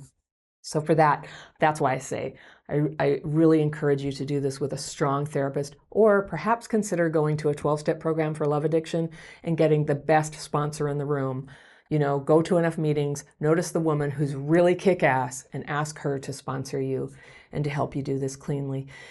The thing about CPTSD, and especially limerent thinking, is we can't think clearly for ourselves. We have to bring other people into the decision process. You can too, okay? You can do that. The other thing I'm going to recommend, whatever you decide to do or how to handle this, is try out my daily practice. You need a place to self-comfort. There needs to be a way to do that without resorting to texting him, thinking about him, talking about him. And did I mention that? Don't just not have contact with him. Don't think about him. Don't talk about him. And I know some thoughts are involuntary. They'll come up in dreams, but you can do this. You have to start training yourself. If you catch yourself thinking about him, have a go-to happy thought that you have instead. All right. And if you catch yourself talking about him, just pull back. And with your friends, just say, I'm trying not to talk about him. I think this is an extremely underrated technique for getting somebody out of your mind. Don't think about them. Don't talk about them. And so sometimes our friends and even therapists can enable us in continuing to stay obsessed by letting us talk about it, and as if that's going to lead to some breakthrough. If it hasn't led to a breakthrough by now, talking about it is necessary up to a point, but if you haven't had a breakthrough yet, I don't think it's going there. I don't think that's going there. What I see here is you need peace. You need a nice, clean slate, sort of like somebody who walks into a river and bathes themselves and comes out on the other side and wraps themselves in a white robe, and just being safe and putting down and cleansing away all this stuff you've been doing to try to find love that's hurting you and hurting other people. And you'll find that when you're making a good and noble endeavor like this, the right people to help you will show up. And sometimes you'll just find that the wind is under your wings. You get help. You get help to get through the hard nights. There's going to be a lot of tears, a lot of feelings, because that's what addictions do, is they're helping us handle and suppress this well of pain we've got. And the interesting thing about pain is it's just sadness, it's grief, it's some anger. And especially if you have a comforting technique like the daily practice that I teach, it can just kind of come up and you cry and you feel mad and it just rolls through you. And it's just a wave that passes. And then you have a quiet period where you can do the laundry, get a job, do the dishes, call your friend, get your nails done, whatever it is, that's just daily life for you, right? So that's how it's done. You asked, how do I make it stop? And that is how. All right. So I just wish you every blessing and good luck, and I know you can do it. Now, for anybody watching this, if you think that childhood trauma has affected your ability to have relationships, I have a quiz that's about the symptoms of CPTSD related to how we get into and form romantic relationships. You might want to take that quiz. When your family gets broken apart when you're a kid, it can imprint you with a broken picture of what's possible for you in relationships, especially when you form your own relationships with a partner or start your own family. And when parents are too preoccupied with their drama and their pain, they don't perceive the reality of what you needed as a kid. And that emotional emptiness can get so desperate that when you're old enough to get some kind of boyfriend or girlfriend, you merge with the first person who comes along. And this can seriously slow your emotional development, especially after what you went through as a kid. Or you can be a bad influence on your partner and they on you. You can amplify each other's pain from the past. And it can make healing for everybody impossible. And at that point, everything depends on at least one partner having the wisdom to break the cycle. Now, breakups are messy, but somehow, one way or another, that intense dance of jealousy and punishment and pushing people away and pulling them back in, it has to stop if either of you is going to heal. So if you're the one in that relationship Regardless of how it's going to affect the other people, your healing depends very much on doing whatever you need to do to stop that emptiness and anger and become capable of a real relationship. My letter today is from someone I'll call Angie, and she writes, "Dear Anna, I'm a 32-year-old single mother of a 5-year-old son with my ex who I was with for 7 years. We broke up when my son was turning 3. Our relationship started off very intense. We were both young, semi-outcasted from our families, him worse than me. He had a young mother and never knew his father growing up, and bounced from family members' houses. I lived with my single mother. I have memories of my mom fighting about my sibling's mother, who my dad cheated on my mom for. My half-brother is a month younger than me. For some context, growing up, I was in the middle of my mom and my dad and my sibling's mom, who treated us so good, but I felt wrong liking her. Jump forward, me and my ex met. I liked him, but I wasn't sure how much or how serious I was about him until I found him talking to other girls. It made me feel like I needed him and wanted to be serious. Yes, I know this is unhealthy. I've got the fairy pencil here. This is where I circle things I want to come back to. I'm going to read it all the way through, and I'll come back to the things I circled so I can try to help you. Okay, Angie. Here we go. I began to feel super insecure after this, and the cycle began of insecurity, jealousy, resentment, and him getting caught over and over, me taking him back over and over. This went on for years and got worse each time until he cheated and got a girl pregnant and had a daughter. He begged me to stay. I wanted to stay because of how bad it hurt me to be out with him and this girl having a baby. Out of hurt, spite, jealousy, I told him I wanted us to have a baby. And we did. The other girl basically cut him off when he did not choose to be with her. Things seemed to get better during pregnancy, but he was still cheating, and I still didn't leave. I knew he was lying, but I chose to believe his lies. We never lived together. He made me believe it was best to keep separate houses. Fast forward to when my son was 2, and I popped up early one morning and found him in bed with another girl. We physically fought. He begged for me to forgive him, but I put my foot down, hoping he would chase me. He didn't.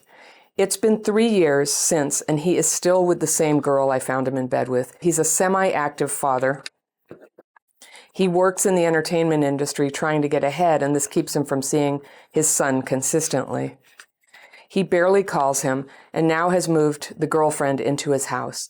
I'm having a hard time knowing what's right for me and my son. On one hand, my jealousy is still on fire, and I hate that they're still together and my son plays with the woman who slept in the bed we 3 shared once. It hurts so much that he's still with her. If it was a new girlfriend, I feel it would sting less. I can't get my mind and heart on board with hearing my son embrace her. I try to do what's best, and I have let my son go there overnight as usual, but the last time he came home, I was set off and exploded on his father about having her around him because she bathed him. Arguments always blow up every few months, now that my son is older and he's starting to understand and hear things. I've even told him this last time I don't like her, which I'm not proud of. I honestly don't want her around my son when his dad doesn't even spend real solo time with him. They have a house together while me and my son live in my mom's house in a bedroom together. They are living the life me and my son would have had if he had not cheated.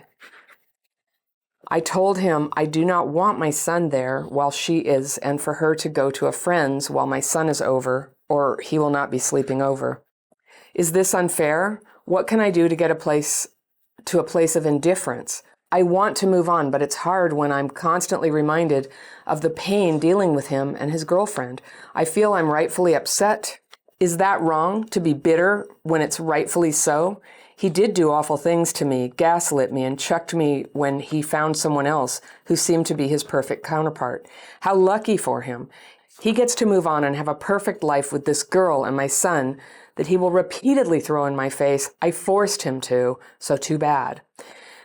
Ashamedly, I've told him as long as he's with her, I'll always raise an issue for him to deal with. I know this is wrong, but I'm struggling. Please help. Okay, Angie, I'm really glad you wrote. It's so important. Once the kid is in the picture, your CPTSD issues and the way you're handling relationships, there's an urgency to clear it up, because now you are on the brink of passing this on to your child, what you went through.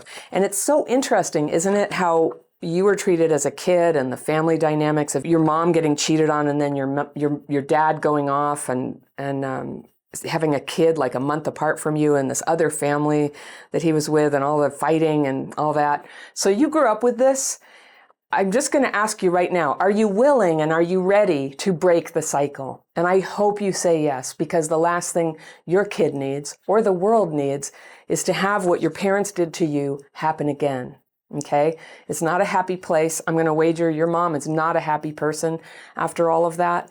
And you don't want your son to be playing out this drama again, 20 years from now. All right.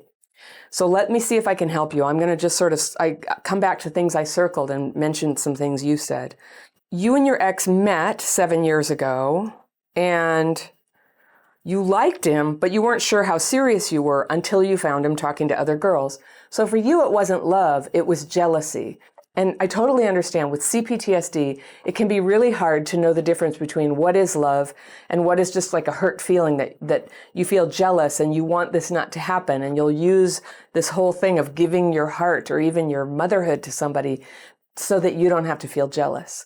But that's kind of what happened. And so first, I just want to lay the foundation and say it's totally understandable that you did that.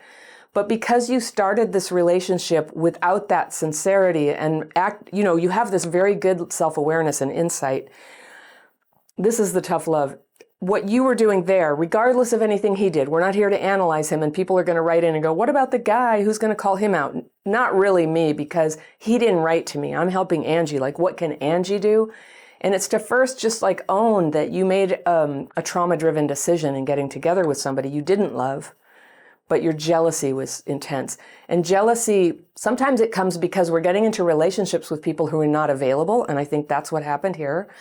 Also, sometimes we get jealous because we were never properly loved as kids, and that whole thing of attaching in a romantic way to another person activates that old wound where you were not cared for and nobody stood by you when you were little. Your parents' drama ate up all the oxygen in the room.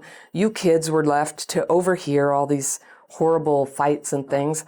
I'm so sorry that happened for you. So this jealousy thing, it's not very good information, actually. It's not great information. It's trauma driven. Your CPTSD generated it, but it wasn't you thinking to yourself, this really is the right relationship for me. I'm going to get up on my toes and do my best to, work this relationship out. That's not where it came from.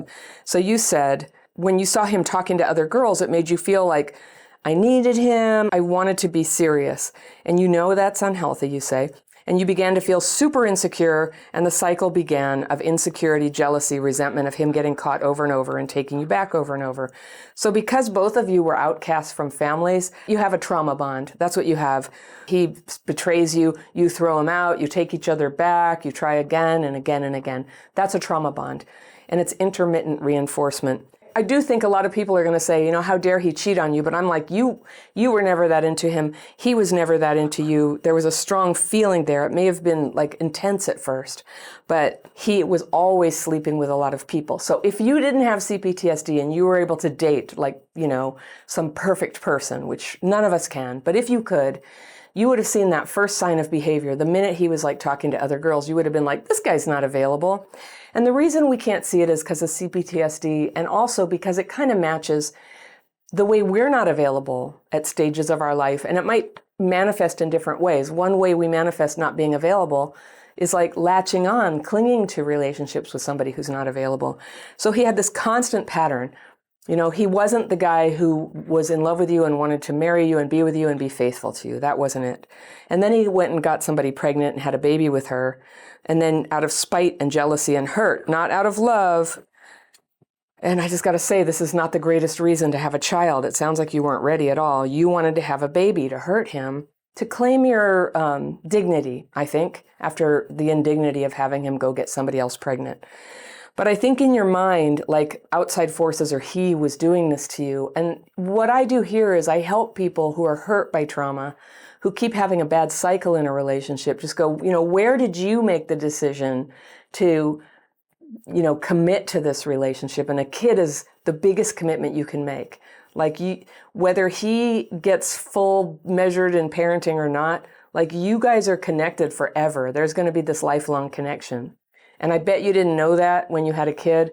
I had a kid as a single mom, and I had not, I feel like I should have known better, but I didn't. I didn't really get it. And I was trauma driven, but also it was also part of a good motive. And I'm sure it was in you. Like, I just knew that I really wanted kids, and I was pregnant, and there it was. So I moved forward, and I'm really glad I did. Like, it all worked out, but I had a lot of the challenges you have. It was hard. It was hard to, manage the relationship with my kid's dad. We had 2 kids. And it didn't work out, but we were able to skip over all this like rancor at the end. It was hard at first. And I will tell you about this. He and I made a course. It's not really part of Crappy Childhood Fairy, but I will put a link to it down below. It's called Positive Shared Custody. And it's for people in exactly your situation where you're not a couple with the other parent, but you need to work out a positive thing that's good for the kid and happy for everybody. So that link is going to be below, but stay with me here. I just want to talk about what you're going through, okay? So then you had the baby, and the other girl cut him off, and when he didn't choose to be with her. So she obviously had a little less trauma than you, and she could see that for what it was. You cut a guy off when he does that. But you know what? Now, once you have a baby, there's this huge motivation to keep a good relationship with the baby's other parent.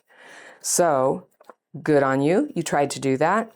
It seemed to get better during pregnancy, but he was still cheating, and you didn't leave. And that's what people do during pregnancy. You just kind of deal with what you have to deal with because you're vulnerable. You're going to need help. It would take an incredible, audacious courage to break up with somebody in the middle of pregnancy. It can be done, but I don't know if you had the family support to make that seem like a good option to you.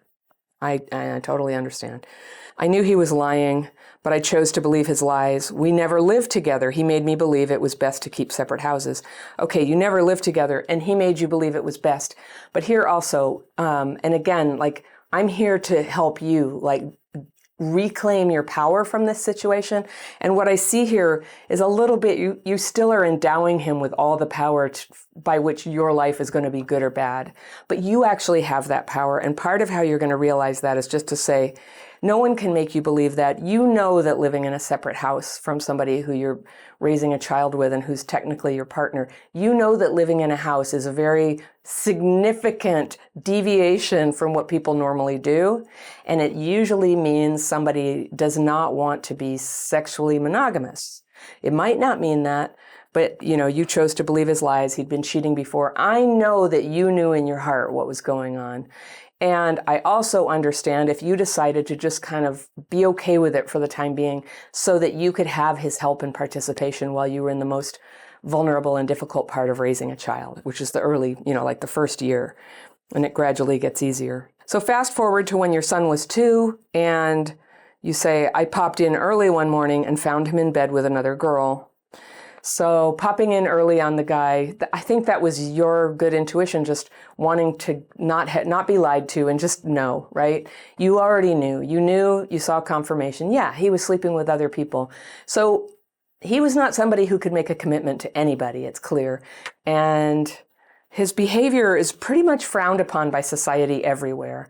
Getting women pregnant, not really showing up to care for them, not being honest with them, not doing his share. It's crappy behavior. I totally get that. I do not approve. But again, we're going to come back to how do we help you now? What do you do now? Because he is who he is, and he's not your partner anymore. And I don't think he's ever going to be. I think that's like 100% clear. So what you're dealing with now is this attachment to him and this bitterness towards him and feeling like it ought to have turned out differently. And that's what we do, but I want to help you let that go. I want to help you let go of the fantasy of a hypothetical reality where he was not who he was and you were not who you were. And if you were not the person who got together with a cheater, you wouldn't have been with him. This is not who you would have had a kid with. But here you are, you have this kid. I bet you love your kid. You're here. And now it's time to make the best of it. And isn't it beautiful how life can create whole new human beings and bring our lives forward a whole chapter, even though all of this is being formed out of our brokenness.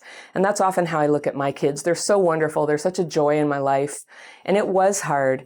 And having kids, when I did and how I did, it came out of like one of the hardest periods of my life, and I didn't know what I was doing. And yet it turned out as a great gift. And I really want you to have that too.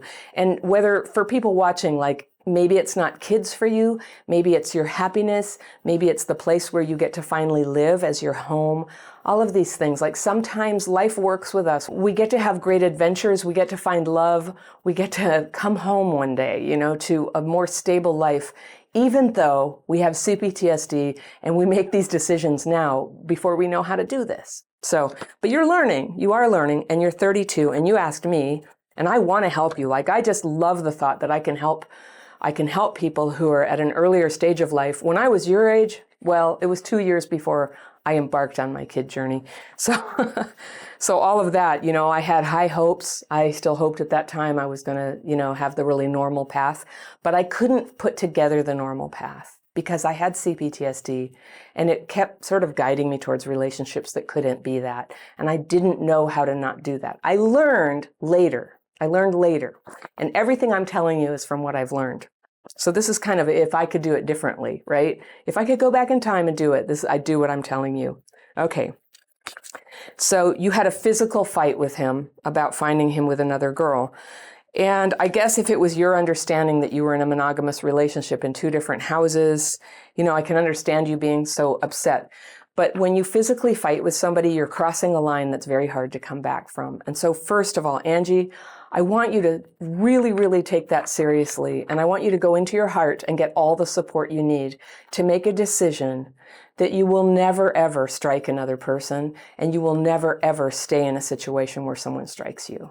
In this situation, because you sprang up on him, you came into the situation. He wasn't being honest. He was hurting you, but you brought that drama into the room. And so the good news about that is it means that you have the power to not make those decisions anymore.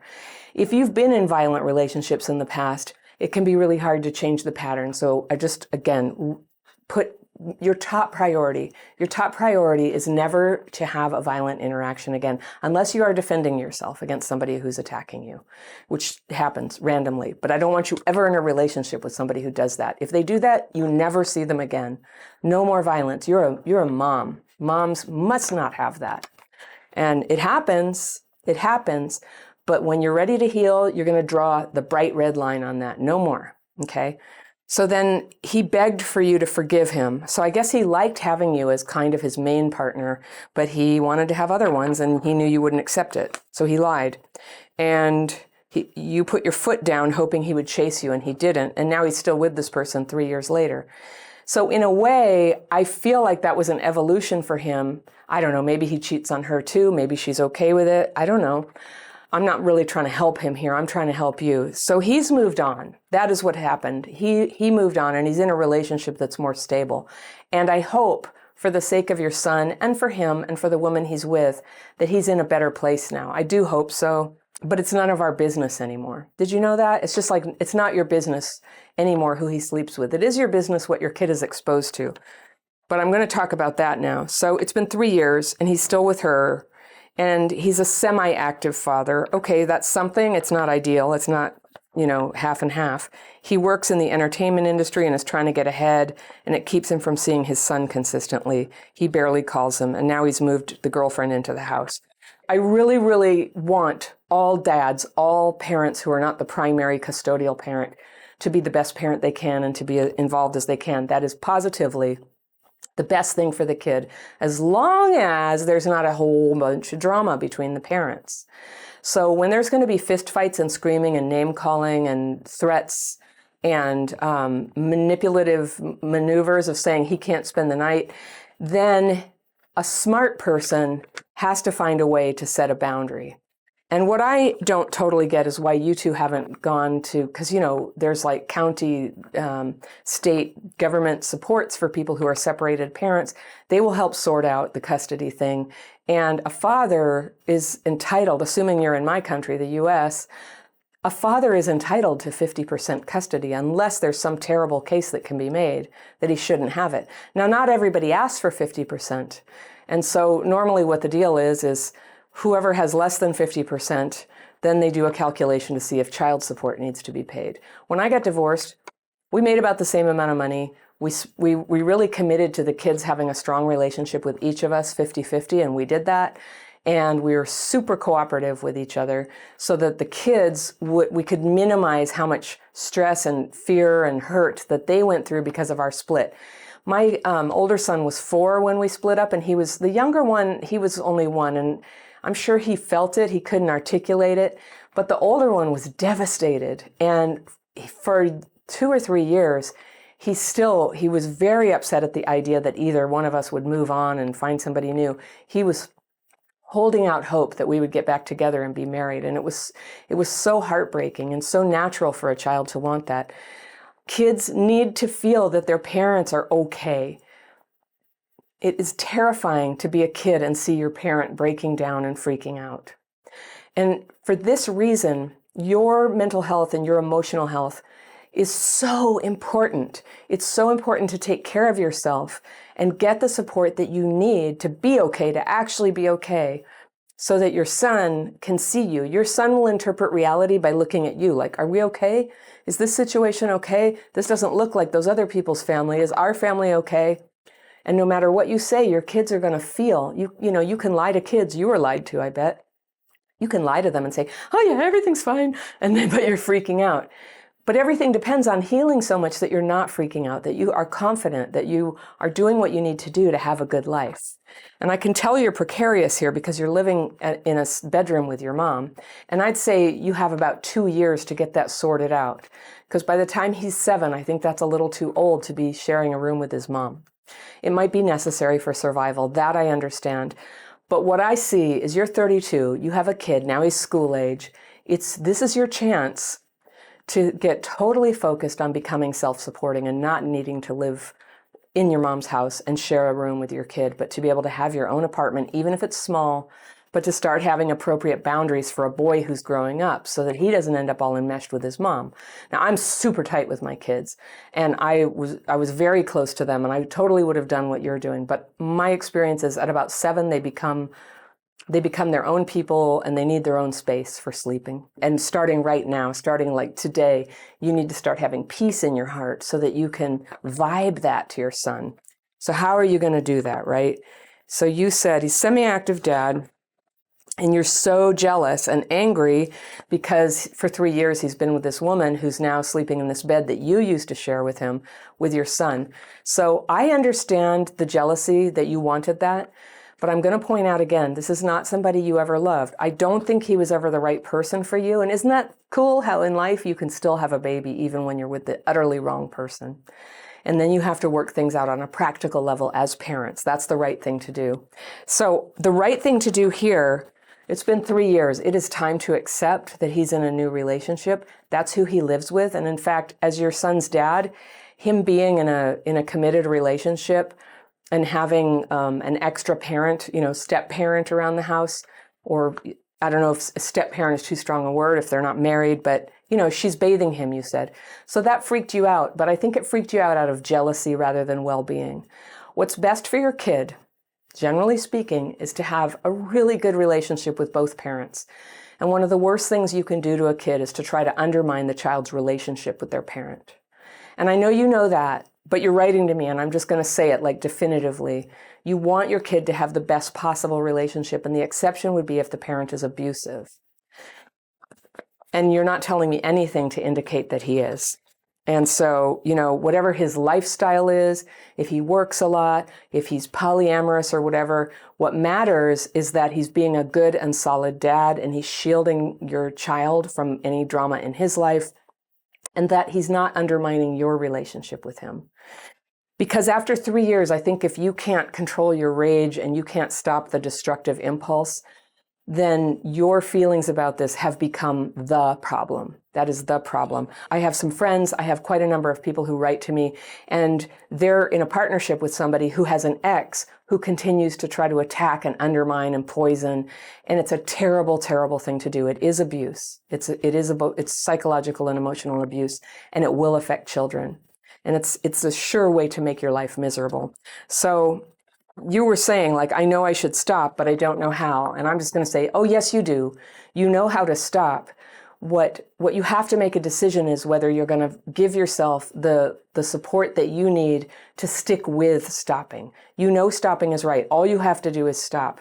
You can will yourself. And again, I'm going to point you to this course. It's not Crappy Childhood Fairy, but it's a course that my ex and I made. He's a family law attorney. Boy, was that scary back when we were splitting up, because when we would argue and, be processing our divorce, when he got really mad, he'd sort of go, you do that, you'll never see the kids again. And he actually could make it happen, or in theory, make it happen. But I was a good mom. It didn't happen. And in the end, we cooperated really beautifully. And I'm so proud of us for being able to do that. I want you to have the same thing. It's okay that the couple thing doesn't work out. In fact, when that thing is not meant to be, it's the best thing in the world for it to break up, because now it's the drama can stop. And you have the opportunity to heal. Yeah, it sounds like it's too soon right now, that you need to heal your trauma, but someday you can be in a new partnership. One thing I did when it was quite a while before I got into a new relationship, I dated.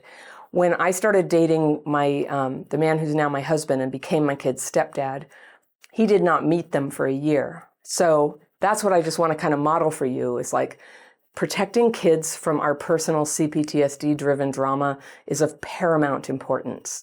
And you can create those workarounds by just saying the kids are not going to meet this person, they're not going to stay over. Only if it's a serious, committed relationship would it become that. And to the best of your ability, I know that's may not be possible in every situation, but just commit that your child isn't going to see you in conflict with his dad, and you will never talk smack about his dad. So that's what to do.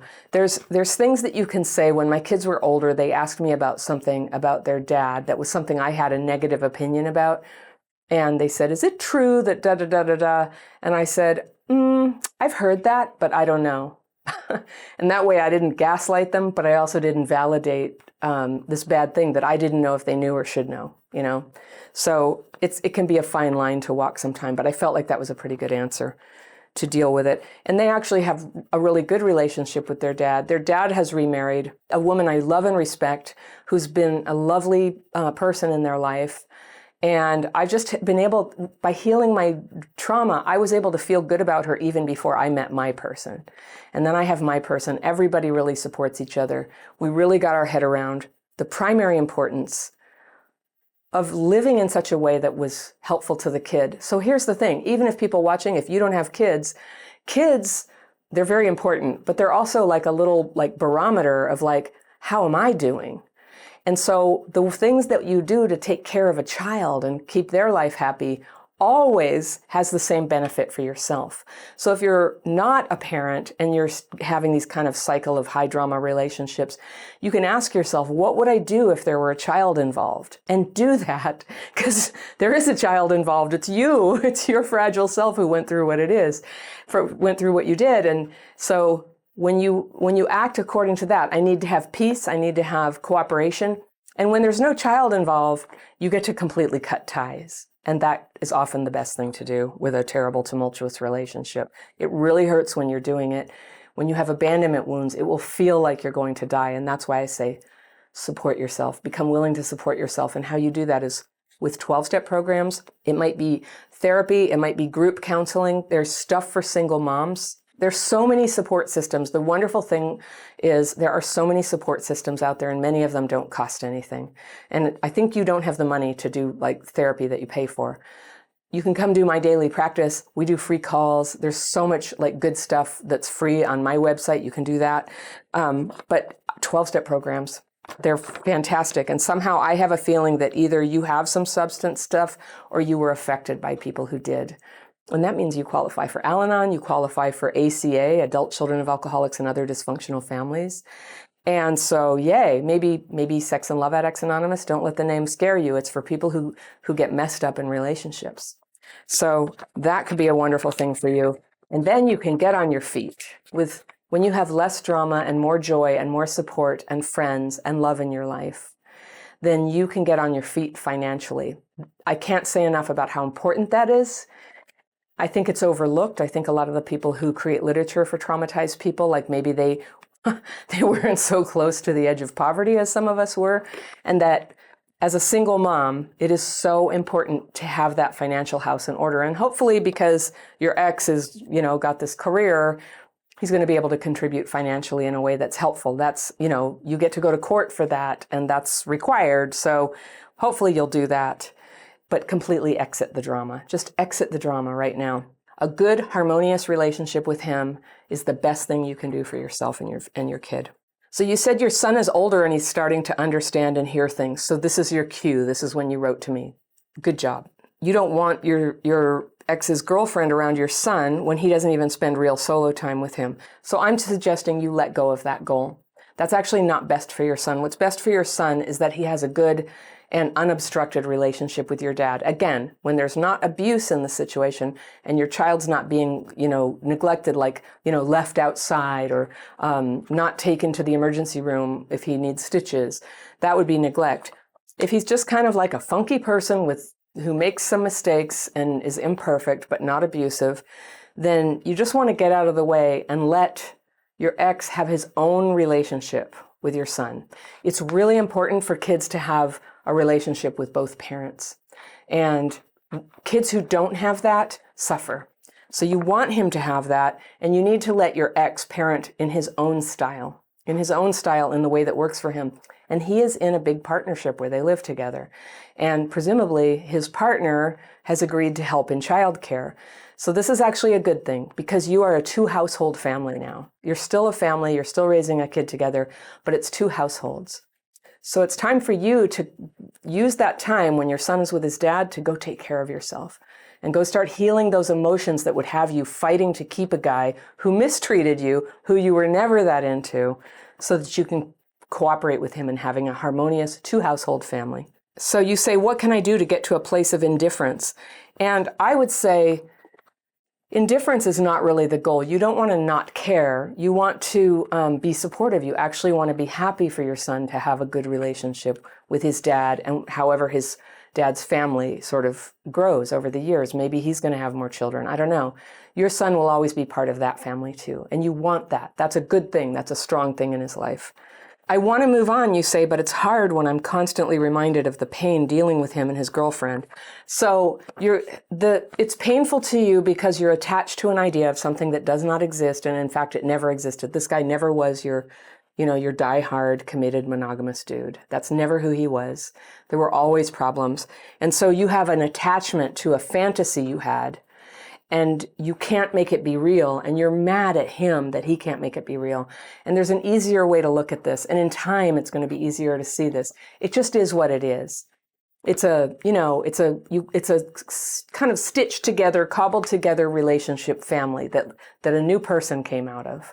So that's a wonderful thing. There's this little boy, and this relationship was not the one. You can do better, and you can do better when you heal this trauma inside, and you become a woman who's no longer entangled with the emotions of the past. If you've seen some of my other videos about cab light, people who have a big dramatic entanglement with an ex are not good partners, and no healthy person will want to date you if they know that's going on. I don't mean to scare you, but it's just reality. If you're ready for a good relationship, it's just time to clear that up. Start supporting, accepting, and then keeping a vigilant eye and making sure your son is well cared for. But do not interfere with your ex's relationship with his girlfriend or the way he would like to parent, unless you have a reason to think it's abuse. And if you do, then what you do is you call the Child Protective Services. You don't try to, do it yourself unless it's an emergency. But again, I just don't think that's what's going on. This sounds like it's a lot of your childhood trauma keeping you in pain and keeping you trying to get that healing out of a thing that doesn't have it for you. It just doesn't have it. You do get to heal, and you do get to have comfort. I would really recommend, come learn my daily practice techniques. They are so comforting. And when you're freaking out and you feel alone and all these feelings are coming up and you feel like you're going to yell or you're going to make a phone call you regret, then you can just sit down and you can write your fears and resentments on paper and ask for them to be removed, and then take a nice healing rest. And this is a very specific technique.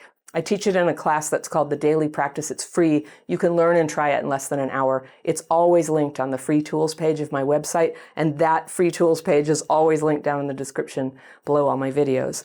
So check it out. There is comfort available for you, and it's comfort that's reliable and that doesn't have terrible consequences of messing up your relationships or your parenting. The last thing you told me is that you said ashamedly. I've told him as long as he's with her, I will always raise an issue for him to deal with. So you know what you can do? You can work that through and you can go talk to him and apologize for that and say, I'm sorry I was reacting. I'm not going to do that. I want you to be successful as a parent with him and I want us to work together for the good of our little guy. That's a really good thing to do. It's always okay to apologize. And I have a feeling your apology will be accepted. And hopefully all the adults involved will all want the same thing. So good luck. This is so important. Good job reaching out. Ending up in bad relationships is one of the big glaring risks for people who grow up with abuse and neglect. People treated you badly when you were little, and as an adult, you're now more likely to choose someone who treats you badly. Now, some people with childhood PTSD, when they realize they're in a bad relationship, it's no good, they know it's never going to get better, they're really good at getting out of it. They announce it's over, they pack their bags, they leave. And that's all good, you think, right? But this is exactly when so many people who grew up with trauma are most vulnerable after they put up the boundary, after they're sitting there enjoying their peaceful life. It's then that past trauma can trigger an irrational urge to go back to the abuser. And that's the moment when you just might make the most destructive decision of your life. My letter today is from someone called Jenny, and she writes, I grew up in a home with an aggressive, physically abusive, and emotionally neglectful father and a codependent, anxious mother. My father would be loving one minute and then explode out of nowhere the next. My mother stayed despite the abuse, and my father had rage attacks where he'd hit my sister or me. He never hit my mother, though he would rage at all of us. I got it the worst, as I couldn't accept that my father was sometimes cruel. He'd have such loving moments, but he'd turn out of control out of nowhere. It's like he was addicted to rage, and it was cathartic for him to blow up. Whoever was around was a casualty. I developed an eating disorder at age 13 to cope. In my adulthood, I've gone through my share of emotionally unavailable relationships of varying degrees. They'd hurt, but eventually I would stop obsessing. Usually it was through unhealthy means with the eating disorder. But last year, at precisely this time, I ripped myself away from the most painful and confusing relationship I've ever experienced. I'll call him Billy. I'm writing because I still have this tape running in my head as the constant background noise of dread and anxiety. There's the guilt for pointing fingers at Billy, then shame for not being enough to be treated well, and generally just this overwhelming feeling that I cannot let go of him. I'm like a dog with a bone. Since I left, I've started to unpack many things I didn't see while in the thick of it, but things keep playing in my mind, repeating the horrible shame cycle. I met Billy right before the pandemic. We got intimate too fast, and this relationship taught me never to do that again. A couple of months into dating, I asked him if he thought we'd hang out after things reopened, and when he responded, let's see how things go, my spidey senses went off, and I told him I didn't want to see him anymore. I'm going to circle that. This is my fairy pencil, and I'm using it to circle some things I want to come back to when I read this letter a second time. I'll read it all the way through, and then I'll come back and see if I can help you, Jenny, okay? I'd been in enough emotionally unavailable relationships to know I didn't want the pain anymore. He took that as an opportunity to call me and try to explain himself, saying, I said that I wanted to see how it went because I didn't want to scare you off, and to please give him a chance. It felt so different from the other guys I dated because he wanted to talk things out, and it seemed like he really cared. Other warnings came, and I'd try leaving, and the reasons got worse, but by then I was hooked. At first, Billy would seem concerned and upset about my wanting to break up and ask me to give him a chance. We were exclusive. He'd say he wanted me, only me, wanted me to be his girlfriend and give this a shot. But then his behavior would indicate otherwise, like being on Tinder. So I tried leaving, and he'd make reasons why I misinterpreted his behaviors. He'd become loving and present again, and I'd stay feeling guilty and confused and terrified to break up, though I knew I had to. The worst happened when we were still relatively new. We had a picnic outside and played Scrabble, and I won and joked about how smart I was. Billy called me the C word for bragging, then told me I could dish it out but not take it when I got upset. I should have left then because that night when we were intimate, he turned into a completely different person. He smothered me with his hand and said, "Shut the F up." He did it repeatedly with such hostility. I froze. I didn't get up and leave. I went through the motions and afterward curled into a ball while he fell asleep. We'd had such good intimacy before, and he'd been so gentle before. I was so confused. When I left Billy's that night, I got to my car and sobbed. I told him that I wasn't okay with how he treated me, and I was done. And the next day he asked if he could call me. He made every excuse in the book for why it happened. He said he thought it was what I wanted. He said we were still getting to know each other, and now he knew not to do that. He joked that the color shirt I was wearing looked too good on me, and he couldn't control himself. He said his boss would vouch that he was a good guy. I could call the boss. He said he was drunk. He'd never do it again. He implored me to give him the benefit of the doubt. I was afraid of the pain, so I stayed. I just felt sheer relief that he kept trying to make it work, and when we were intimate again, he even tried being extra gentle, ensuring I was okay, etc. I told him if he ever did it again, no excuses. I was blocking him for good. We'd have a good month or two. Billy asked me on a couple of trips that he paid for and planned, but I still felt this nagging sense something wasn't right. I was in therapy, and my therapist kept urging me to communicate my needs more clearly. But things kept getting worse. We'd hang out, and sometimes he'd blatantly ignore me, cross his arms, and pretend I wasn't around. He'd say subtle insults. He wouldn't seem present. If I asked about it, he said I was reading into things and being negative. Then we'd have good days, so I would not be able to make sense of it. I started applying for new jobs in grad schools because I knew I needed to focus less on the relationship and more on myself and my goals. And then the night before I started a new job, he was aggressive during sex again. It wasn't just shut the F up. It was just shut up this time. So I froze again, but I rationalized it wasn't as bad, but it was still bad because he said it and he smiled ear to ear. And I remember thinking it seemed less like a smile and more like him baring his teeth. And I tried leaving him again. Both times it happened. I stated clearly, when you do that, I feel unsafe. If you want to explore this in sex, I'm open, but there needs to be dialogue. I don't want it sprung on me. It's traumatizing. He begged me not to give up on us. He told me he felt sick about it. It all seems like lies in hindsight, but I still don't know. And even though it doesn't matter because it's over, I can't stop obsessing. I finally left when I made it into grad school and realized I'd been with him a year, and if it were a healthy relationship, I'd feel supported and like I wasn't making these decisions about moving entirely on my own. When I ended things, he tried to make it seem like it was his idea. It was so confusing. He said he'd be the bad guy if I needed him to be, and he didn't think the whole thing was right for him either. It took all I had to make a final break. It's been 8 months, no contact, 1 year since I saw him. I blocked him everywhere. I even asked him to block me because I didn't trust myself enough not to reach out. I started seeing a new EMDR, trauma-informed therapist. Whereas when I was with Billy, I deferred going to school, I now reapplied to programs that were a good fit. I took art classes. I even won an award for my work. I've never won awards for my art. I start school in the fall. I want to have a relatively clear mind when I start grad school. I still feel broken and vulnerable, though. I blame myself and wonder if I'd been prettier, more intelligent, more easygoing. Maybe he'd have treated me with more respect. Perhaps he'd have been more clear. Perhaps if I'd respected myself enough to keep my boundaries, he'd have genuinely wanted me. I'm also angry with me for staying, like I made it okay. I know my CPTSD caused me to stay because I was so desperate for love.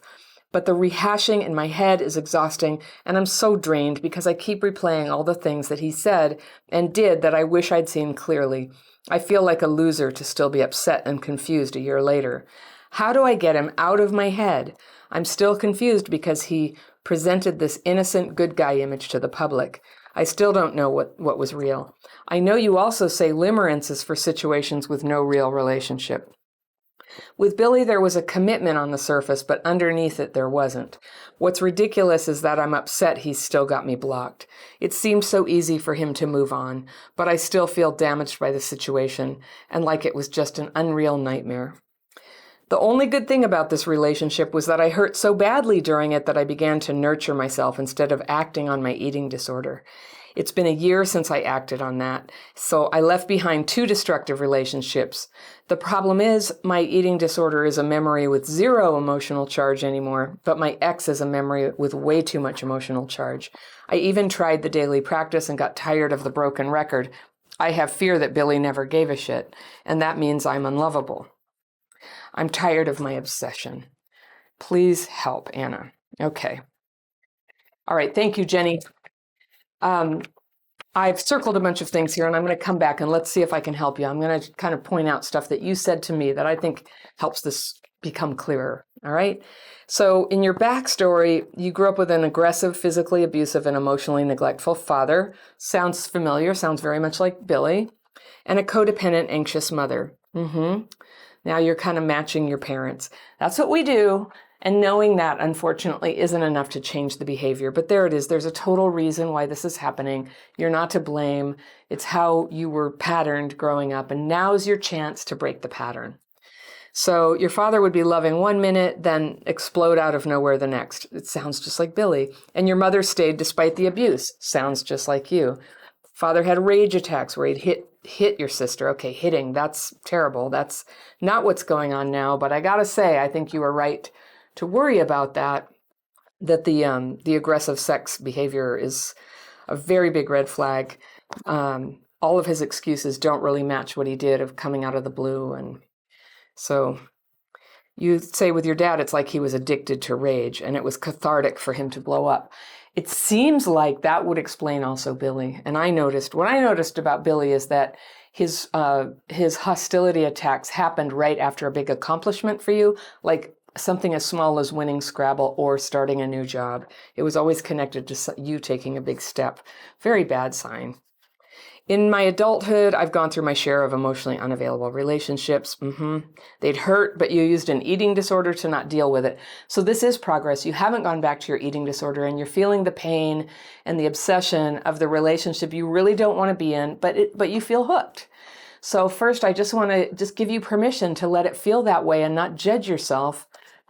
I'm going to totally address this stuff where you think that if you were just a better person, he would be a better person. It doesn't work like that. He is who he is. And, you're doing great. You didn't return to your eating disorder. So of course feelings are going to come back. Of course the harshness of this is going to come back. And you don't go back to the eating disorder. You're going to ride this out. You can do it. And you've got your EMDR therapist too, which is awesome. Okay. Still have a tape running through my head as a constant background noise of dread and anxiety. So that makes sense. That sort of emotional backdrop makes sense because you were with somebody who, for whatever reason, like it was never really real. And he did a lot of saying what you wanted to hear, but not a lot of showing up genuinely for what you wanted. And you know what? There's totally a possibility, and we'll talk about this, that you also brought your unavailability to this relationship. There usually is something like that. Like if you find yourself again and again with unavailable people, it usually kind of points to the common denominator being ourselves who are also unavailable. So that's what you're working on now. Not going back to your eating disorder is such a powerful thing to start, coming into yourself and not escaping yourself. And I love that you're not in a relationship right now. That's potentially very helpful. So you got this feeling, I just cannot let go of him. That's okay. You don't have to let go of him. Just do not call that man. Just don't call him. All right. It's okay if you have these feelings. Ride it out. They will die down. So you started to unpack it. Things keep playing in your mind. You met him before the pandemic. What a crazy time. I'm recording this, it's not really quite over, but the worst of it seems to be over. And sometimes I look back and like 2020, I can barely remember. It was so much isolation. And I think for all of us, we were thrown together with people. We were isolated from people. The worst in us came out. I'm not saying that as an excuse for him. You got a chance to kind of see what his worst is. And it's totally a deal breaker. But for you, I could totally see how it would be hard to leave, especially under those circumstances. Still, you didn't go back to your eating disorder. Yes. Okay. And you went in too fast. That's what happens. If you could have gone 3 months at least, without getting intimate with him, probably you could have seen the red flags first. And it's so much easier to get out of a relationship before you've had sex. After sex, especially if you have attachment wounds, which pretty much everybody who was abused and neglected by their parents has attachment wounds. As soon as sex happens, it's just this huge glomming on attachment happens, and it's very hard to leave, especially if there's also the abandonment wound. Can't leave, it'll make it feel like death. So So we stay in relationships where we've known for a long time it's no good. So totally understandable, not your fault. You haven't done anything wrong. It's okay. A couple months into dating, you asked if he thought that you guys would hang out after things were reopened. And I'm guessing if you got together before the pandemic, a couple months in, that was still in those heady days when we thought that the lockdown might be, a couple of months or something. You probably thought that. Are we going to still be going out in a couple months? And he said, let's see how things go. And my first thought on that was, well, that actually seems like a rational response. You don't want to make too much of a commitment, but if you've been seeing somebody for 2 months and they don't know if they want to keep seeing you, there it is. It's not that strong yet. It's not abuse. It's not a red flag. It just means it's not that strong. But you say my spidey senses went off. I believe in your spidey senses. Some of us have those kind of like miswired, but yours keep being very reliable. Every time you thought something was wrong, it was wrong. So a little validation for yourself there. Like, you're good at this. You have spidey senses. And you told him you didn't want to see him anymore when he acted all ambivalent about the future. And you'd been through enough of that sort of thing. And he took that as an opportunity to call you and try to explain himself. And he said he didn't want to scare you off and to please give him a chance. And it felt so different from the guys that I dated before, you say, because he wanted to talk things out. And it seemed like he really cared. And yeah, I would have thought the same thing. You have to see the whole letter in context to put that in context. But that all seems kind of like, yeah, I could see acting like, oh yeah, let's see, because you didn't want to act too into it or something. That kind of makes sense. But other warnings came and you try leaving and the reasons got worse. And by then you were hooked. So here we are, we're getting into trauma bonding here. And as I think you know, trauma bonding, it's this psychological phenomenon that happens when love is switched on and then it's switched off and it's switched on and it's switched off. And so you leave. Every time you left because he wasn't loving or he was hostile, every time you left, he would go, no, please, please, please. And he'd have all these reasons and let me explain. And you can just see, I decided to leave or I tried to leave. You keep using the words, I tried to leave. And it is like you're trying to get up out of quicksand or something. And you just keep getting sucked back in by his words and promises. And then he never keeps them, right? And he said, oh, I want you, only you. He said all that about, monogamy and it's you. But then he was on Tinder. Oh, yeah, well, I'd say right there is when it was 100% clear. I would try leaving, you said. He'd make reasons why I misinterpreted his behaviors. I bet he did. He'd become loving and present again. I'd stay feeling guilty and confused, terrified to break up, though I knew I had to. So, this is like an energy vampire. He wants you around. He can't give you anything real, but he knows the right things to say to stop you from leaving. And he'll go to any lengths. I mean, he really said some over-the-top things here. The worst happened when we were still relatively new. We had a picnic outside and played Scrabble, and I won, and I joked about how smart I was. He called you the C word for bragging, and then told you that you could dish it out, but you couldn't take it when you got upset. I should have left then because that night when we were intimate, he turned into a completely different person.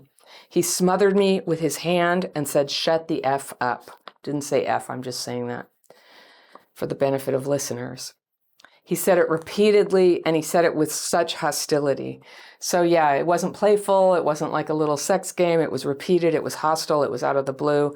And you froze. And, anybody who, if there was any chance that what he says is like, oh, I was just, just trying something out. I thought you wanted it. And then he saw you froze. It should have been clear right then. No, it's not what you wanted. It was something that offended and went very badly. So here's another thing. It's wonderfully clear. This guy is dangerous. He's awful. And so you froze and you didn't get up and leave. And you went through the motions and afterward curled into a ball while he fell asleep.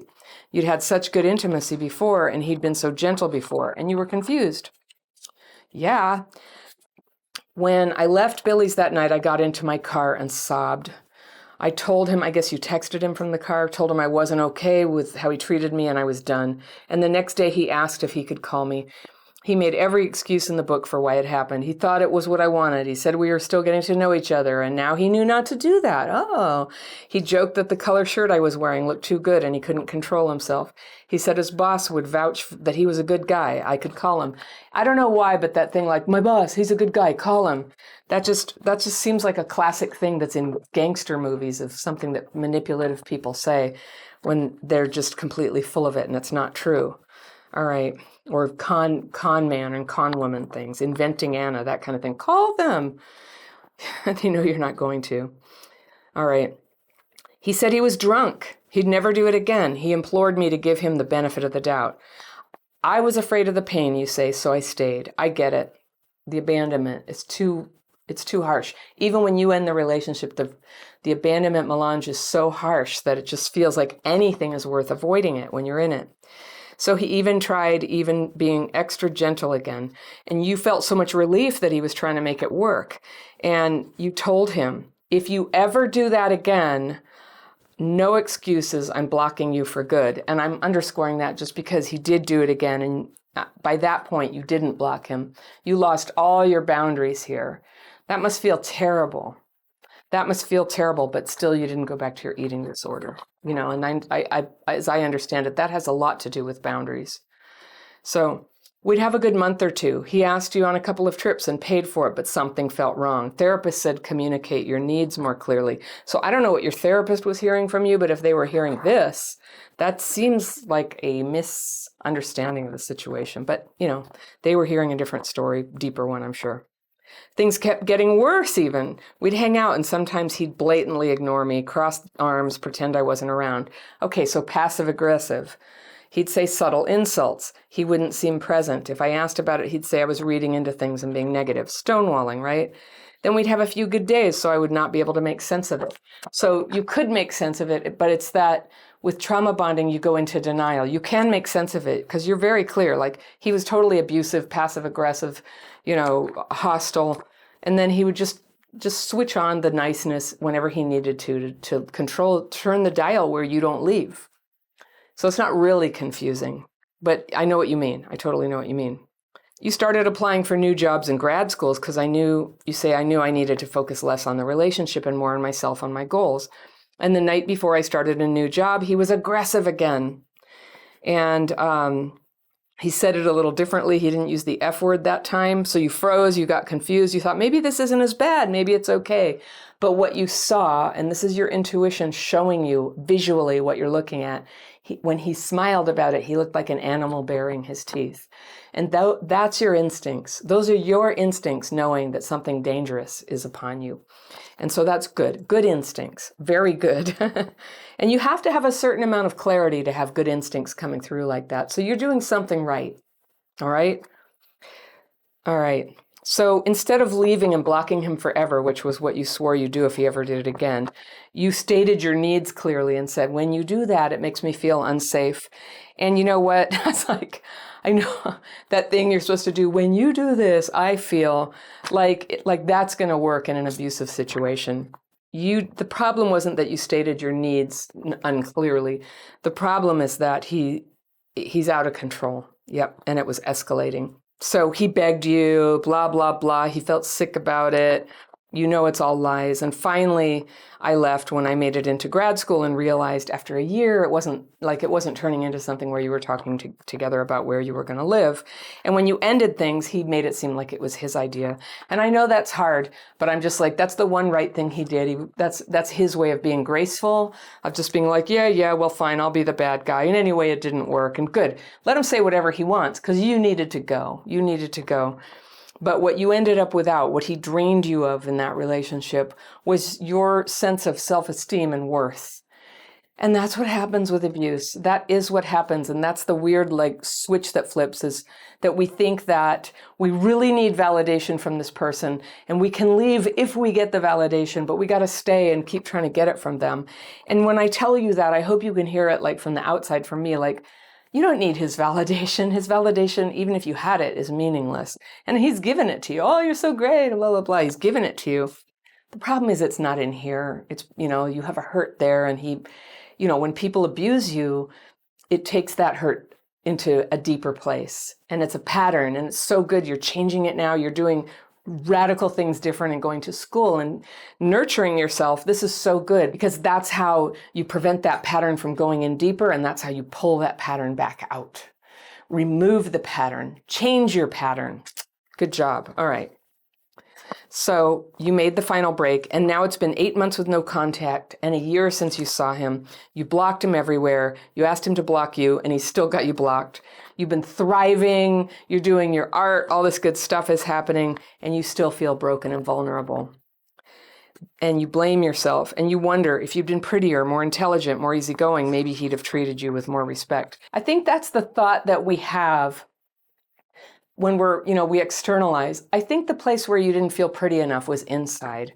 I think if you had felt prettier and more intelligent and more easygoing, maybe you'd have treated yourself with more self-respect. I think that's the actual thought, but you're thinking, maybe if I were all those things, he would have treated you with more respect. But I think that somebody capable of respecting you doesn't disrespect you, even if you have like dents in your self-esteem, even if you're a person who struggles sometimes. You're human. And honestly, anybody who's going to love us is going to need to love us for who we are. Nobody falls in love with the fake version of ourselves that we try to put out there so everybody thinks we have it all together. They fall in love with who we really are, and it's our vulnerabilities that will call to the heart of somebody who really loves you. Now, sometimes we're in a place where we're just so messed up. No, it's not that attractive. And at those times, maybe we don't attract somebody. You know, it's kind of nature's way of helping us have a space to heal.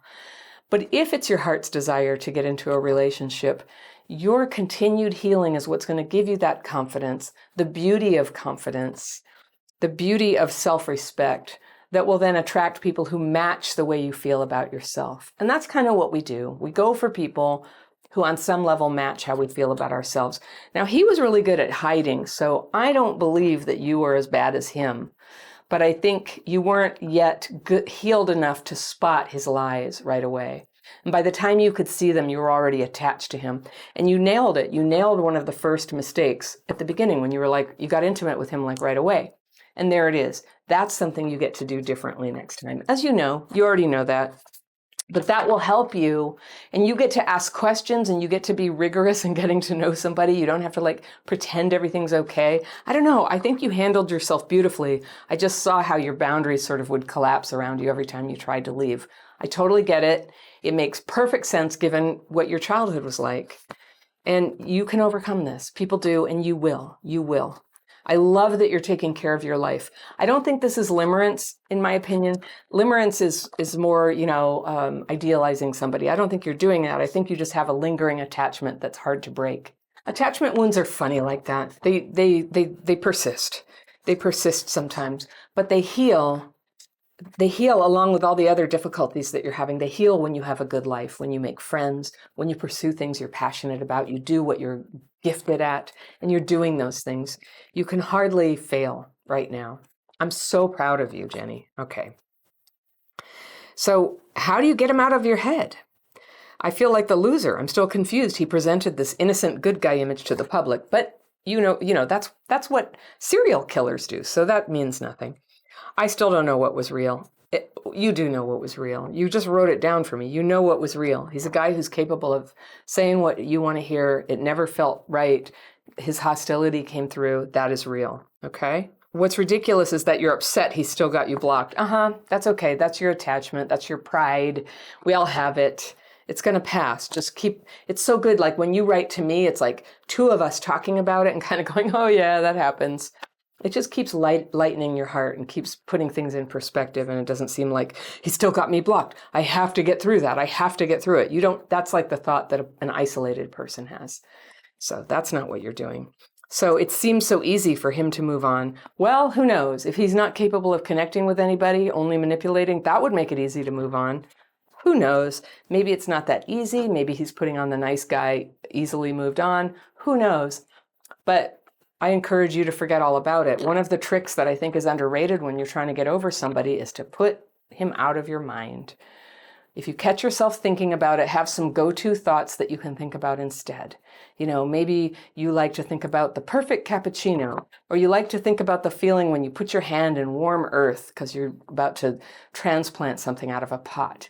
Just give yourself something sensory to just bring your attention to, come away from the memory of him, come away from the thought of him. You can always use my daily practice. And what you said here is like, you stopped because you got tired of the broken record. I would just say, come to the free calls that I do. Get a little support for this. It does look like the same fears all the time, but that's okay. you're going through layers of it, and it may be that you need to get a little more specific about what the fear is to get it dislodged, to really like scoop that thing out of the cement of your consciousness, and scoop it out, loosen it up, let it wash away. That you have fear he never cared, and that means you're unlovable. That's a core fear for you that came from your parents. I won't be surprised at all if it lingers, if it comes up in a few different forms. If you think it's over and then it revisits you, but you are healing from it. You are making that progress. So the emotional charge is a natural consequence of having a sexual relationship with somebody, and it's going to pass. It's going to pass. So obsession is a temporary thing. I think you're doing great. That's just my suggestion for you. Stay connected with people, especially women friends. Keep the people around who you can talk honestly about your feelings, who understand. You may want to try one of the 12-step meetings that are really helpful for this. Sex and Love Addicts Anonymous for helping to stay away from somebody who's negative for you, or CODA for learning how to set your boundaries and hold them. Also, Al-Anon could have been really helpful for you for this. So those are free. It's a great way to simultaneously learn something new and really give yourself to the process of healing while making friends with other people on the same journey. So I hope that helps. If you grew up abused and emotionally neglected and afraid to stand up for yourself, or you were never shown how to stand up, you may have learned to ignore and override clear information that someone is mistreating you. Do you do that? You're angry at someone because they've been cold and cruel, and you try to set a boundary or you pull away, but in less than an hour, this other part of you, this living abandonment wound monster kicks in and starts making you think that it's you who's the bad one, that you're just expecting too much, or you're being too unforgiving, or you're just making trouble where there isn't any trouble. Why are you doing this again? Have you had this happen? This trick of your mind that it plays on you to drag you back into a bad relationship, because when it comes right down to it, you can't bear the feeling of separation. And with this abandonment wound of childhood PTSD, you'll basically do anything to keep the relationship going, including shutting your perception down. That reaction to abandonment is an illusion. And I want to show you how you stand up to that feeling and use your good judgment, even when you're scared, even when you doubt yourself, to stop letting hurtful people back into your life. All right? My letter today is from a woman I'll call Allison, and she writes, "Dear Anna, thank you so much for enlightening me about the problems I've been having. I'm writing to you because I would like to hear your advice about my troubled life. I'm a 38-year-old woman, a single mother to a wonderful little boy of 7 years old." Okay. I've got the pencil here. I'm circling things I want to come back to. Single 38. Okay. I'm going to read all the way through Allison's letter so we can get a feel for what's going on. Then I'll go through and respond to the things that I circled. All right. She says, "I was emotionally neglected as a child. I never got to know my parents in the 17 years I lived with them, and they for sure have never been interested in who I was." There it is. "And they still are not. My father also used to beat me, something I always add as a detail because the emotional neglect was definitely worse. I've not seen any family members for well over 10 years, and they have never met my son. I exchanged short politeness with my mother through Facebook Messenger a few times a year." Oh, goodness. "Only recently did I discover that I have, in fact, CPTSD, and this opened my eyes to how and why I keep choosing the wrong men and keep sabotaging myself when I try to develop my potential. I very recently broke up with a man, and even though logically I know I did the right thing, there's always a doubt inside of me, that's what I'm talking about, that I'm in fact the problem here. I have a trail of broken relationships behind me. None of them were really good. I keep telling and retelling those stories to myself and to my friends, but somehow these stories never really make total sense. I can never totally understand why things went the way they went. The man I recently broke up with, I'll call him Thomas. I've been dating him for around 7 months. He did seem really into me, and for the longest time I had a high impression of him, despite some of the red flags that were there from the beginning. Sometimes I felt that he was talking down to me, and I told him explicitly many times that I didn't like the way he talked to me. Once we were in a restaurant, and I was telling a story from my life that was really important to me, and I was very engaged in my story, and he leaned into me and he said that I was talking too loud, and he asked me to quiet down. It was not so much his message, but more the way he said it that made me freeze completely. I just stared at him with my fork and knife in my hands and could not speak or move for many minutes. He said I was being childish and went to pick up more food from the buffet. While he was gone, I looked at my keys and my wallet and felt like getting out of there, but I decided not to because it's just not a very mature thing to do. So I kept sitting there, paralyzed. When he came back, he kept talking to me, and when he realized I wasn't going to move or say anything, he just paid the bill and left me sitting there. After a while, I stood up and left as well. I could not eat anything anyway. I have to stress that I did not stop talking or moving to ignore him. I was looking in his eyes all throughout, but I simply couldn't move or talk. It was an involuntary reaction. I looked it up online and learned that this is indeed a classical trauma reaction. The freeze response. After that, I did not hear from him for 2 weeks. I was appalled by that, but after 2 weeks, I contacted him to try and sort out what had happened. He told me that he didn't understand my reaction and just decided to leave to get out of the situation. To me, it was the weirdest thing that he would just leave me there. Long story short, we did continue dating after that, and I got involved with his children. He has 6 children from 4 mothers. Big red flag to begin with, I know. I just listened to his story about it and decided not to judge him. But a similar thing happened many times. I would get triggered by things he said or did, or things he didn't say or do, and he would not understand my reaction. I broke up with him a few times, something I've never done in previous relationships, where I was always the one being dumped in the past. But at the time, it always seemed like the only thing left to do since he could not understand me or be there for me, and he didn't leave. And I got scared of his behavior. We did, however, always find each other again. His life is very stressful with a well-paying career as a sales director in a company selling technology, and with the 3 youngest children being at his place often. The other 3 children are adults. It seems like he was always rushing, busy, a bit superficial maybe, and never really there for me in the way that I expect a partner to be. When his 6-year-old daughter got removed from her mother because she was being subjected to physical violence at her house, the daughter moved in with him full time. Since she goes to school that is just around the corner from my place, I offered my help to pick her up after school because the school closes before the workday ends. After a while, I started feeling used, as if I was just a practical nanny. I asked him if we were a couple, and after a while, he did say he wanted to be with me, but somehow the balance was all gone, and I felt I was helping him when he wasn't really there for me.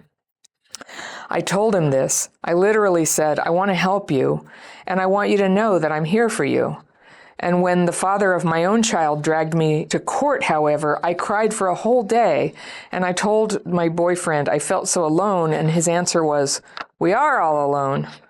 I really didn't like that, because I, due to my childhood trauma, have always felt alone and so badly want a man that can be there for me.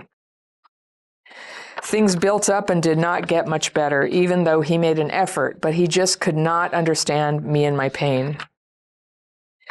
We had many talks about it, and I finally told him I have CPTSD. He said that he now realized that he could not expect a normal pattern of reactions from me. And he said it didn't matter, and he liked me regardless. It was an eye-opener for both of us. He learned that there's a reason behind my overly emotional reactions, or me freezing, and I learned that my reactions were not normal, something I had never considered before. I actually considered them normal and had the idea that people suffer inside the way I do. It suddenly dawned on me that that was probably not the case. He also said that he feels I have an armor around me and always seem to suspect the worst from him, and that if I could just trust that he did not have any intention to harm me, maybe I would not interpret events in the way I do. I really considered this and learned an awful lot from that.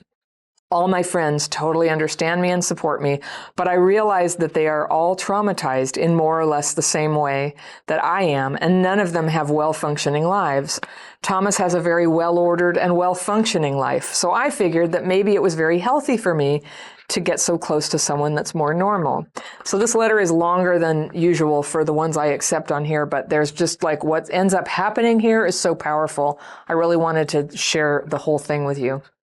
So I kept being triggered, and I sometimes suspected he was gaslighting me. He would change stories and deny that he ever said something that he absolutely said.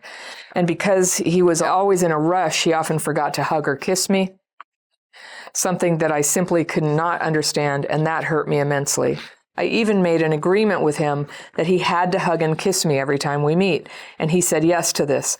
Regardless, he would still forget or be kind of weird about it. When I broke up with him again a few days ago, it was after a day we spent together at his house with our 4 children, my son and his 3 youngest from 3 different mothers.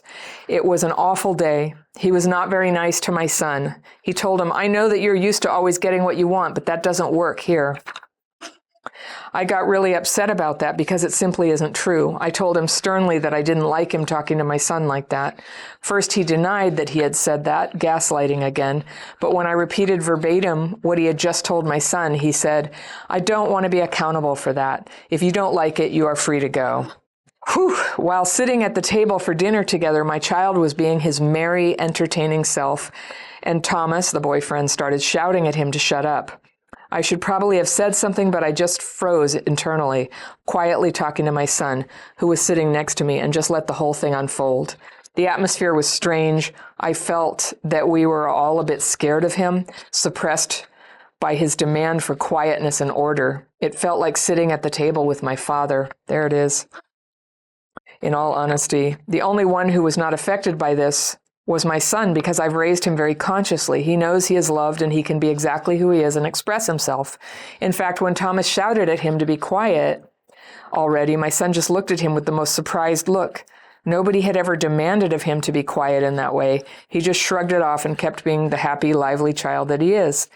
There was nothing abnormal in his behavior, by the way. What is he? He's 6. Okay. I quietly observed Thomas, the boyfriend, all day, and by the end of the day, I was so appalled by his words. Quietly observed. Interesting. So appalled by his words and behavior, and by the general atmosphere in the house, that I just made a decision to end it for good. I saw some of the clothes that I had given him for his daughter, expensive organic clothes, which I had said that I would like some money for, since he is a well-off man and I'm a single mother and a student and have no money whatsoever. He never did pay for it. So I took the clothes while nobody saw it and said my farewells and walked out with my son. Thomas, the boyfriend, did not seem to have any clue about how I felt when I hugged him goodbye and gave him a kiss on his cheek. He thanked me for the day and said it would be nice to see us again soon. My son refused to say goodbye, even though I asked him, but I did not force him. I wanted him to say goodbye because I knew we were likely leaving, never to return. Thomas came out the door and said in a loud and angry voice to my son, "So you didn't even want to say goodbye?" Then he locked the door. I left in the dark with my son and with the clothes I had taken back. I asked my son how he was feeling, and he said that Thomas had not been nice to him at all. My frozen state slowly thawed, and I quickly realized that it was totally understandable that my son would not want to say goodbye to a man that had treated him so badly all day.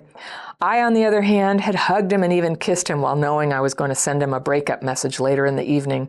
I can see that this is weird. I think I was just keeping my calm to build up the security inside, that there was no other possibility than simply getting this man out of my life. When we came home that evening, I thought long and hard for the next hours. I didn't want to hear from him, which again is strange. He did not seem to have any sensitivity about how I feel. That's a theme here. He simply doesn't notice when I freeze and mentally move away from him. Later that evening, I wrote a very short message saying that it was finally over, and I blocked him on all possible contact channels. I didn't want to use more time and more words on it. There seemed to be nothing left to discuss. I feel that I definitely did the right thing, but because of the way I'm wired, I keep reliving all the moments and all the things that happened that day that made me make such a bold decision. More things that happened. There were more that I didn't even mention. I seem to always be in doubt about what my role is, even though my gut intuition has been off about this guy more or less since the beginning. There were many good things as well. I did actually like him and was attracted to him, and he's intelligent, handsome, and hardworking. And as described before, I did learn a lot about myself and my trauma reactions. She said, Anna, can you please tell me what you read between the lines that possibly escapes me? I trust my son's judgment and, of course, don't want him to have anything to do with a man that treats my son poorly. I would like to stress that this has not happened before. Somehow, when I felt treated badly, I was able to forgive and move on. But when it was directed at my child, the lioness inside me simply stood up and said, enough. I know my story has holes in it. Maybe it doesn't seem coherent, but this is what happened, and I'm trying to make sense of it myself. Thank you. All right, Allison, this is a profound letter, and I do have some thoughts. And first of all, good job. Good job. You had a relationship for 7 months. You showed up for it. You did your best, and you exited. And I know how hard it is to hold your ground when you're going through the end of a relationship and the grief, and how nice it would have been to have a guy to hang out with, and, you know, that comfort and that hope for the future. I think that's a lot of times what is hardest about a breakup with somebody who really wasn't that great, is just that the hope that you had of a wonderful future is now gone. It was never going to be a wonderful future, but the hope of it is gone, and that's what you're sort of grieving. So I circled a lot of stuff here, that your kid is 6 years old, and your parents were terrible, and they weren't interested in who you were. Very telltale that you got into a relationship with somebody who also didn't care who you were. Your father used to beat you, and you say the emotional neglect was worse. But either way, that imprint of the abusive father figure, and I sure see that echoing with this guy. Even though he never hit you, but a lot of the stuff you say, it's very baffling. I have a theory that doesn't really make it better or anything, but it's a very interesting dynamic, the way he has no clue that he's just been terrible. And I think a lot of the people commenting on this may have insight if they've encountered similar people. So I'll get to that, but let's just see what you said here. So there's always a doubt inside me that I'm in fact the problem. Well, that's just sane, right? We should all ask that of ourselves. If I'm in a conflict with somebody I really like, could it be me? That's a sane thing to ask yourself. But as you think about it, after 7 months, there's been red flags the whole time. And he talked down to you, which is like your abusive father, it sounds like. And you told him explicitly many times you didn't like the way he talked to me. So there's something that I can offer to you that, you know, like when there's like a little thing that is our part in something, that's gold, because that's the part we can change. If you have to tell somebody many times explicitly that you don't like how they talk to you, that's kind of the reality. You don't like how they talk to you. If they do it once, maybe it's a mistake. If they do it twice, if it's 3 times, it's how it is. It's how it is. And I'm so proud of you for making that decision. I know, like, when you see somebody do it to your kid, it can help you do something that you don't have the healing yet to do for yourself, but you recognize in the child, like, that's not okay. But the way it's not good for your kid is exactly how it's not good for you. So this thing about the restaurant where you were talking and he said you were being too loud. All right, so I'm sometimes the loud person, and I'll be honest, sometimes, like, sometimes I'm with somebody and they're talking loud and it does bother me a little bit. And I can't really remember, but I'm sure a couple times, like with a kid, or maybe like my husband when he wears earphones or something, will suddenly talk so loud and I'll be like, honey, you're talking too loud. And there's no way to tell somebody that without hurting their feelings. So at first when I was reading that, I'm like, well, maybe he didn't do anything wrong. But then what happened is you had a freeze response. So first of all, if you have a freeze response, yes, our CPTSD symptoms sometimes come out of nowhere and they're not really founded in reality. But I just think the number of times you've frozen up under the similar dynamic that you get this freeze response, which is really normal for a kid who's been beaten and emotionally neglected, that you get this freeze response, like that's something for you to listen to. Your freeze response is information. And it doesn't sound like I wasn't there, but now when I see the pattern, I believe you. I don't think there's some mitigating thing here. I believe you. He's just weird. And then he doesn't realize that you're paralyzed, and then he just leaves without talking about it. All right, I'll tip my hand. This is something I wonder. Now, you said he's like a sales director, and salespeople usually have people skills. This guy has no people skills. He's not able to read what's going on. He can't tell when you're very upset. He had no idea. You were like, that's it, I'm leaving the relationship. Like, that is not normal. Or let's just put it this way, it's not neurotypical. And that's what I suspect. It doesn't excuse it. And, there's a lot of like neuroatypical or people on the autism spectrum who are total important members of this community. And they don't use it as an excuse to be abusive. I don't think this guy can read people, though. And that's weird that he has a sales job. So that's why I'm not very positive about my suspicion there. But there's so many things here where what he does, and I really don't want you to hear this as like, oh, he's autistic. That's probably what it is. I should just be nice to him about it. No, because he's a jerk. That just being autistic doesn't make people a jerk. It can make it hard to interpret other people's feelings. They can be just kind of like not reading that. And so they work on emotional intelligence to see the signs and respond. So you did notice these. I mean, this thing where he has 6 kids from 4 different women, like that could happen to perfectly nice people, but it's definitely like in conjunction with everything else, there's just a lot of like not committing to people.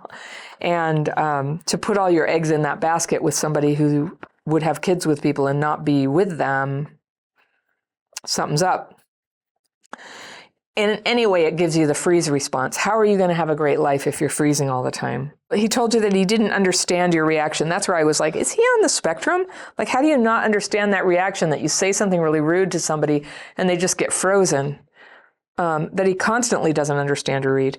So then you just decided to leave and get out of the situation. Oh, no, this was it. You were appalled by what he did. He didn't call you for 2 weeks after that. So this is where, that's where your abandonment wound kicked in, and you contacted him to try to sort out what had happened. And I totally understand you're wanting to know. And as a person who grew up abused and neglected, I understand your confusion and maybe asking yourself, did I do it? And who else would know but him? Like, you have to ask him. But this is kind of where your side of the story turns into self-sabotage. That when somebody treats you like this, you stay away. You don't call them up and go, can you, tell me what happened? And I've been there and I've been there and I've been there. And I'm so proud of you because you've just changed your pattern. But so then you kept dating, and then you got involved with his kids, and you were helping him, and you said, I'm here for you. And, sometimes I think we say that sort of thing manipulatively, like, come on, now be here for me. But I sort of think like if you were dating for 7 months and you guys both have kids, helping each other is sort of natural and not necessarily manipulative. But the part where you had a blind spot is that he never did stuff like that for you. Maybe he paid for meals or something, but that's not a very good dynamic. That's why you felt like a nanny. He pays for things. You do work for him. It's a little weird. His life is very stressful, okay? And one of the kids came to live with him. And when you said, I feel so alone, when you got dragged to court by your kid's dad, that's really stressful. And like 7 months in a relationship, you're not like, I'd say it is an ambiguous situation how much they should be there as your support person for such a case, but that he basically gave you nothing. He was just cold, and you said, I feel so alone, which is honest expression. And he's like, we are all alone, like a robot. That's another thing when I was like, something's not right with this guy. He cannot tell when something is heavy and hard. And then that's very selfish ultimately. Being with a selfish person is not very good. So, of course, you say, I want somebody who can be there for you. You bet you do. You're a mom, and if you're going to be with somebody, they're going to need to be on board with that. We are here for each other. We help each other. We build each other up. Also the child. And, he couldn't understand. But then you told him it's CPTSD, and he was like, oh, I see. You're not normal. Well, maybe so. I mean, CPTSD does make us a little different than the average person. But from what you describe, you wouldn't even have to have CPTSD to be sensitive to the way he was treating you. What the CPTSD made you do is be with somebody like that in the first place and keep going back to him after the red flags, after the mistreatment. So I think you know that. But you feeling uncomfortable, you walking out of situations, you feeling frozen at really hurtful behavior, I don't think you have to have trauma to feel that way about it. So then he was rushing around and he'd forget to hug or kiss. That also sounds a little bit autistic to me. He couldn't understand that how much that hurt you. So then you tried this strategy. You made an agreement that he had to hug and kiss you every time you meet. Good try. Fair enough. Didn't work. And then he would forget. So it doesn't do any good. It's not about like, I don't know, you communicated your needs. You did your job, right? So then you broke up with him again. Now, when you break up with somebody and keep getting back together with them, I would normally call that emotional abuse. And you're sort of putting yourself through it. This guy, he seems like he just doesn't even feel it or care. He's just sort of like, oh, if you're there, you're there. If you're not, whatever.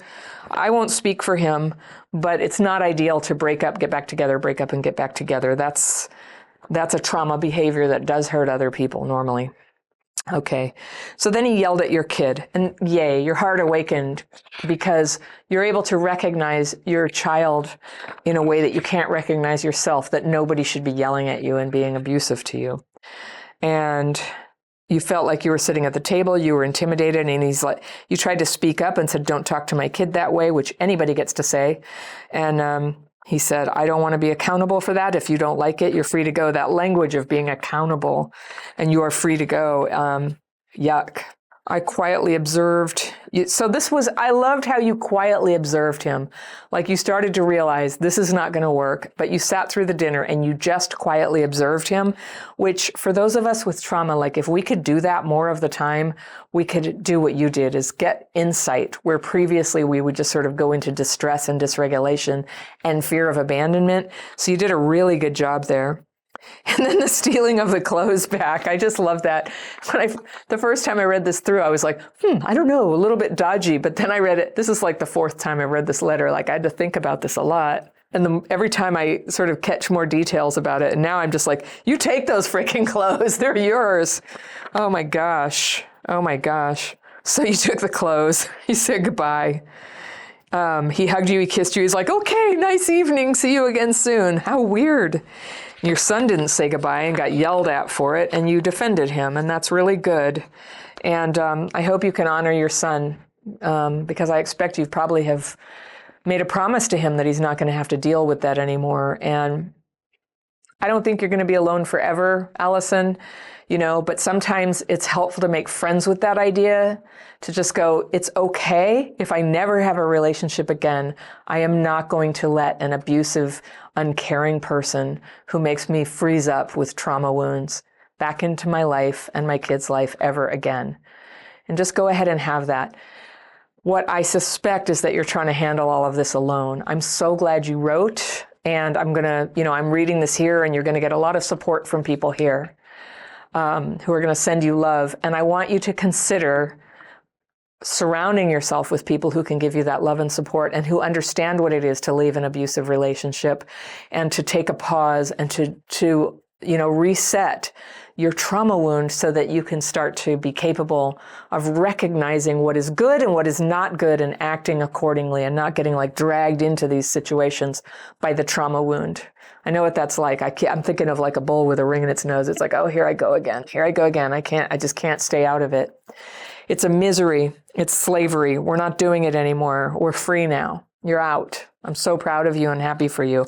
I'm always telling people, check out a 12-step program. You're a single mom. You don't have a ton of money or any whatsoever, as you said. I've been there. I was there 9 years.